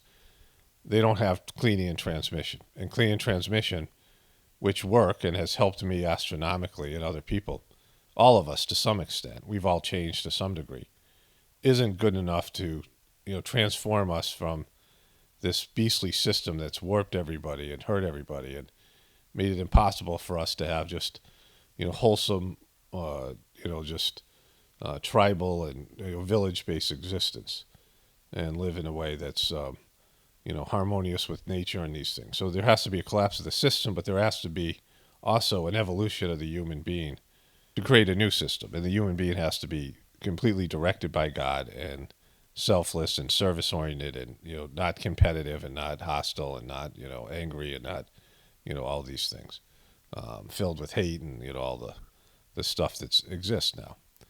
And, can work with other people without getting frustrated and, and that just doesn't exist right now.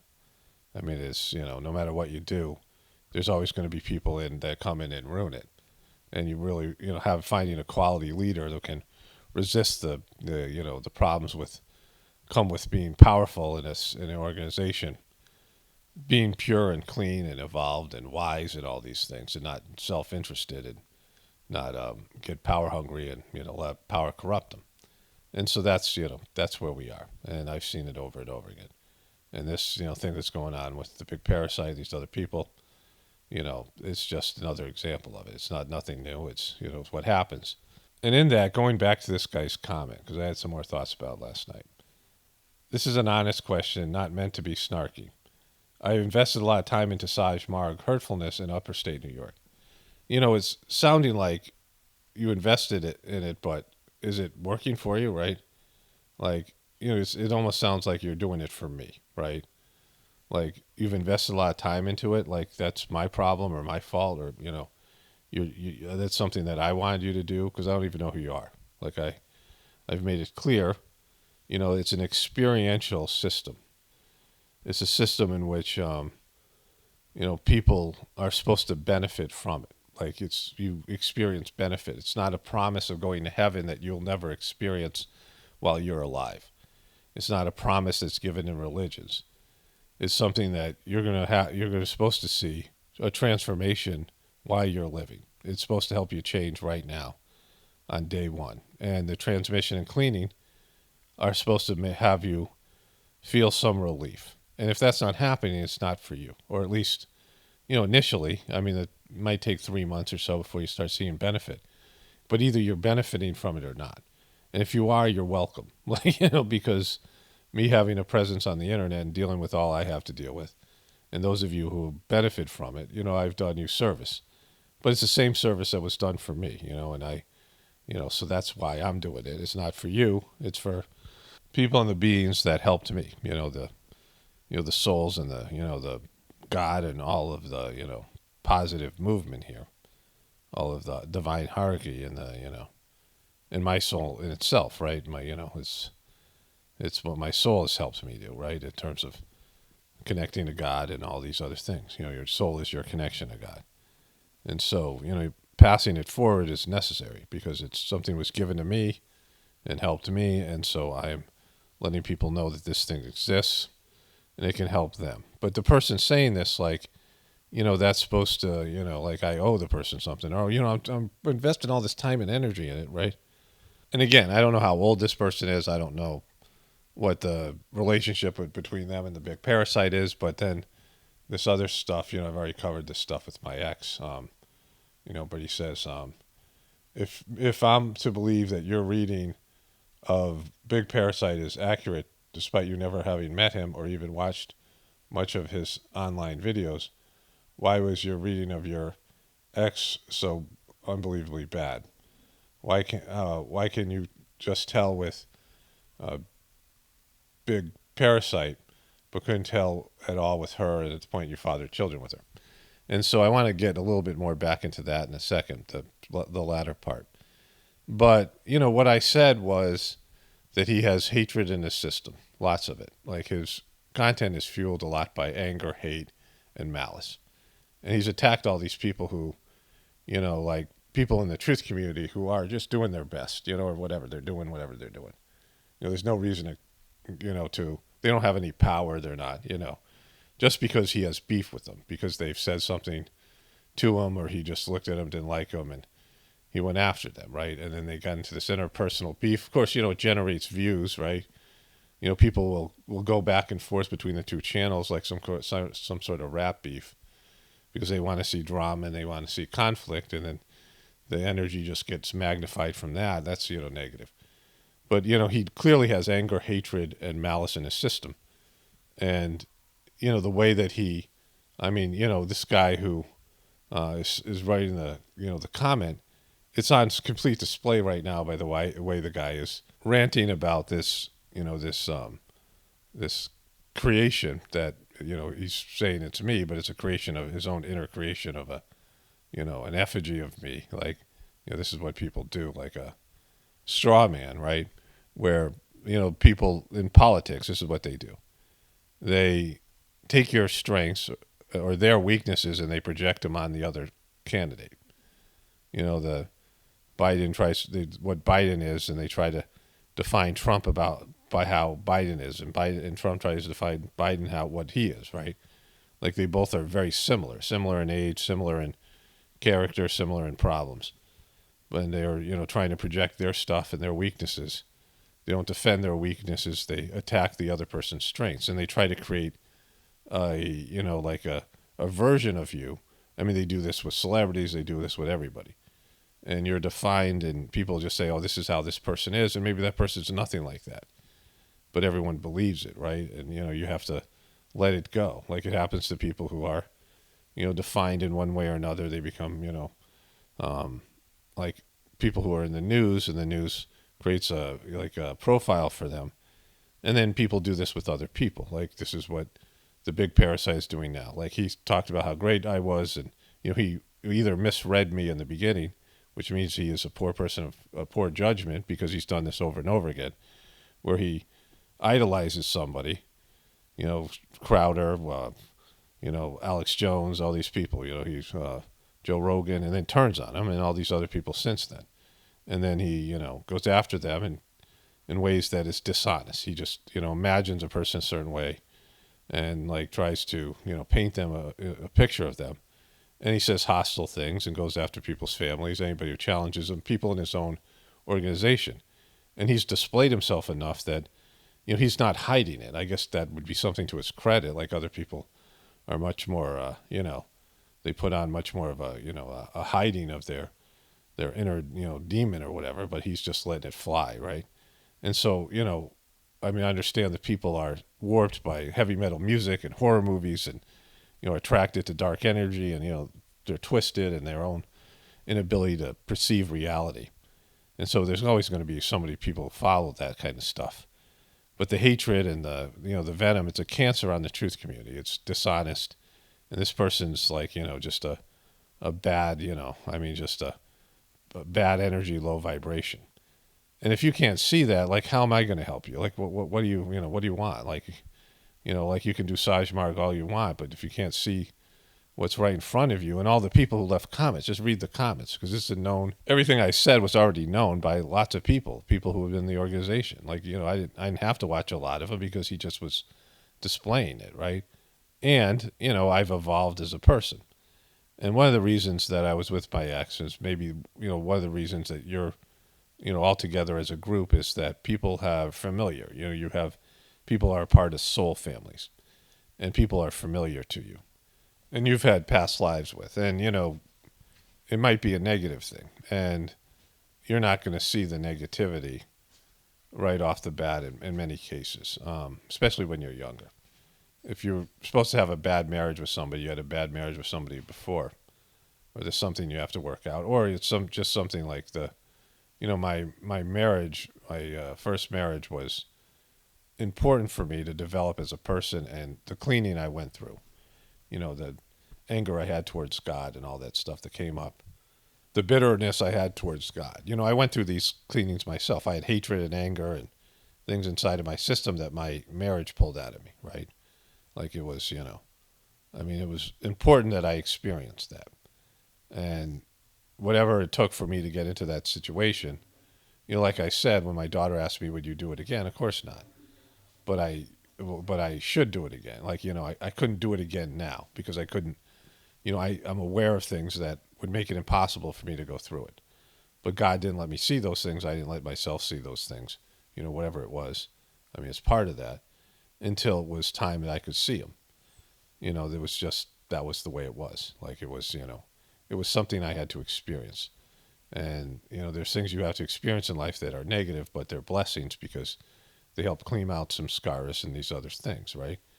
But my reading of her, and initially, I saw those things. Like I saw some of it, but I had no idea what it would be like and manifest into these things, these other aspects. And the psychological things that she had, they weren't on display for years. Like they were there a little bit, right? But not the initial years when we were having kids and, and things like this. But it was when we got to this, our homestead, our second homestead that we built, that things really started to display themselves. And the, previous owner had committed suicide. There was some kind of energy in the house that was intense and, almost like haunted. I have a whole thing. People have wanted me to tell about the haunted house I live in, right? But the previous owner committed suicide was the official story, but there are people who showed up and said she was murdered, and there's all these things. And, that's where my family fell apart. The house also, wasn't, would have fallen apart anyway because it was just, whatever. But now that I've been through that experience and, I've worked in the psychological field and, I worked as a preceptor and, things developed in me, that's 25 years ago. I understand and see these things better. That's why I'm such a, if I made content back then, I wouldn't have been able to say the same things I'm saying now. I didn't know them. I didn't read people the way I read them now. I knew these things. But it's important that people understand, like, I don't care if you watch me or not. Like, it's probably better if you don't, if you're, going to be a problem, because I'm not dealing with drama. I've been through that, right? I've been through that phase, and that's why I'm, painfully aware of the human nature and, the things that we need to do and the things we have to do to survive this, what's about to happen, what's happening now, and come together and work together collectively, either as a truth community to, disseminate information or as a, local people coming together and, building some sort of communal village and, share labor and, all these things. The things that we need to do, we're not really capable of, and I'm aware of it in myself, like just, we're not trained to it. We're not, we have our own issues with, we've been warped by the system. And there are people who are toxic people in the, everyone's toxic to some extent, but you have to, work on that. Like, I worked on that. I was a toxic person who went through cleaning and utilized the Sajmark system to transform myself. And I'm okay. Like, I'm not great. I'm okay. Like, I have lots of character flaws in these other things. I'm not oblivious to that, and I'm aware of those things entering into, future endeavors that, I'm not expecting myself to perform on a level that I can't attain, like I can't reach, at least, especially now as I get older, it's harder to change and things. And when there's physical demands on me that I can't meet, things that are beyond my capacity, my energy level. And I've seen enough depravity in the human condition and, the way people, crumble under the pressure of, power that they're given or relationships they're in or stress that, people are not able to rise up, right? And, that's why I just do what I do here. Like, I don't, have hope or, I don't have despair. I don't have any of these things. I just, I do what's in front of me, like right now, because there's things that are going to happen that are, they're going to we're going to rise up and be able to deal with them. We're going to be able to cope with changes that are going to be asked of us, or we're not. And, in the truth community, there's, this idea that we're somehow better. And, as long as you're not changing and you're not doing anything in terms of what you are inside, then, if you're a toxic person, again, going back to the, the big parasite thing, it's should be obvious to everyone that he's angry or hateful, and there's malice and the way that, he just treats other people and does this stuff. And I said that to him, and he reacted with all of those things, proving me right, and people still can't see it. Like, I said these things, people watched the video, and then he reacted and displayed everything that I said, and people are still saying, there's a comment I got, I think last night, I think I saved it. A person wrote this, How dare you, Paul? I wish you well on your fartfulness meditation with Dodgy and Chargy. Both misspelled wrong. And then there might have been another one. No, there was one other one, I think. Maybe that was it. Just who cares? Like, just another person wrote me this morning, how many comments did you have to delete? Not that many. Like, I banned people, and it was 50 people maybe on all these videos, and most of them were not. I mean, they weren't really bad. They were, some of them were weird comments. They were definitely trolls, but not substantial. I mean, the whole thing is just it's just a bizarro land, right? I don't know what to say. But anyways, I'll see if I add anything to this later on in the day. This is what I wanted to say in the morning. There's one more thing I want to add. I got a comment here today that's just great. The person said, as soon as I heard Big Parasite say allegedly with Paul's delivery about 5 years ago, I knew this video was going to be made at some point. Messages for the Big Parasite and the Bears. The Bears. That was the video he was commenting on, the 5-hour one. And, I was only slightly aware of this. I had seen some of it. People had sent me stuff, people who watch my videos. There were some trolls that would show up, not my trolls, but his trolls. And they would say something like, he's stealing your stuff again. And people have commented. You can read all the comments in these videos I made. And they are saying over the years they've noticed, they've watched other truthers, and has been stealing people's stuff. Sometimes he mentions the people, sometimes he doesn't. Sometimes he gives credit, but most of the time he doesn't. But it's also, he came in and he absorbed all the work that we all did, right? The people have been here for a long time. There's many of them. There's so many different truthers. Many of them are gone now. Like, all these people have, had their own battles with censorship and just, all of it. Like, there are people who used to post videos that no longer do, or people that posted videos, you can't find them, and, all these types of things. And we built a community here, and there were all these, works that were fleshed out. And when new people come in, they have to understand that. Like, it's just, it doesn't go well for them when they don't understand that. But this guy came in, the Big Parasite, and he stole from all of us. Like, he stole these things. And it wouldn't be stealing if there was some level of understanding that you're not the center of the universe, that you're not, the one, right? You're not the chosen one. There's no chosen ones here. People are going to get ideas for videos from other people. People send me stuff that they see other people covering. Other people have found things, and, they send it to me. And they might not send me the video that the other person did, so I don't know who did it or not, and I don't know any of these people. So there's things that are shared within the truth community, and that's okay. But when you start stealing stuff like allegedly and put it on a T-shirt, like one of my viewers said that he was selling T-shirts with, a bit he basically stole from me, right? Not basically, he stole from me and was monetizing it. And I'm just finding that out now, right? I knew about this stuff, but I didn't pay attention to it because, I got better things to do. I think the bigger problem for me, as I see it now, was he was using my name to get credibility for himself, because this is an untrustworthy person who was creating drama and, just all these horrible things everywhere he went. And his people who have stayed with him, and, I'm happy that they left here. Like, I'm happy the ones that unsubscribed, and, they've been getting a version of my content over there for years. I mean, not just me, other people. And there's a lack of admission of that, right? Like, people were commenting to me saying they've known about this for years. Fans of his, people used to watch both of us, and they all knew it. And, some of them mentioned it. A few people mentioned to me, but I had no idea of the scope and the what was going on. And so inevitably I was going to have to address it. Like, it just was going to be that way, whether I was aware of it or not.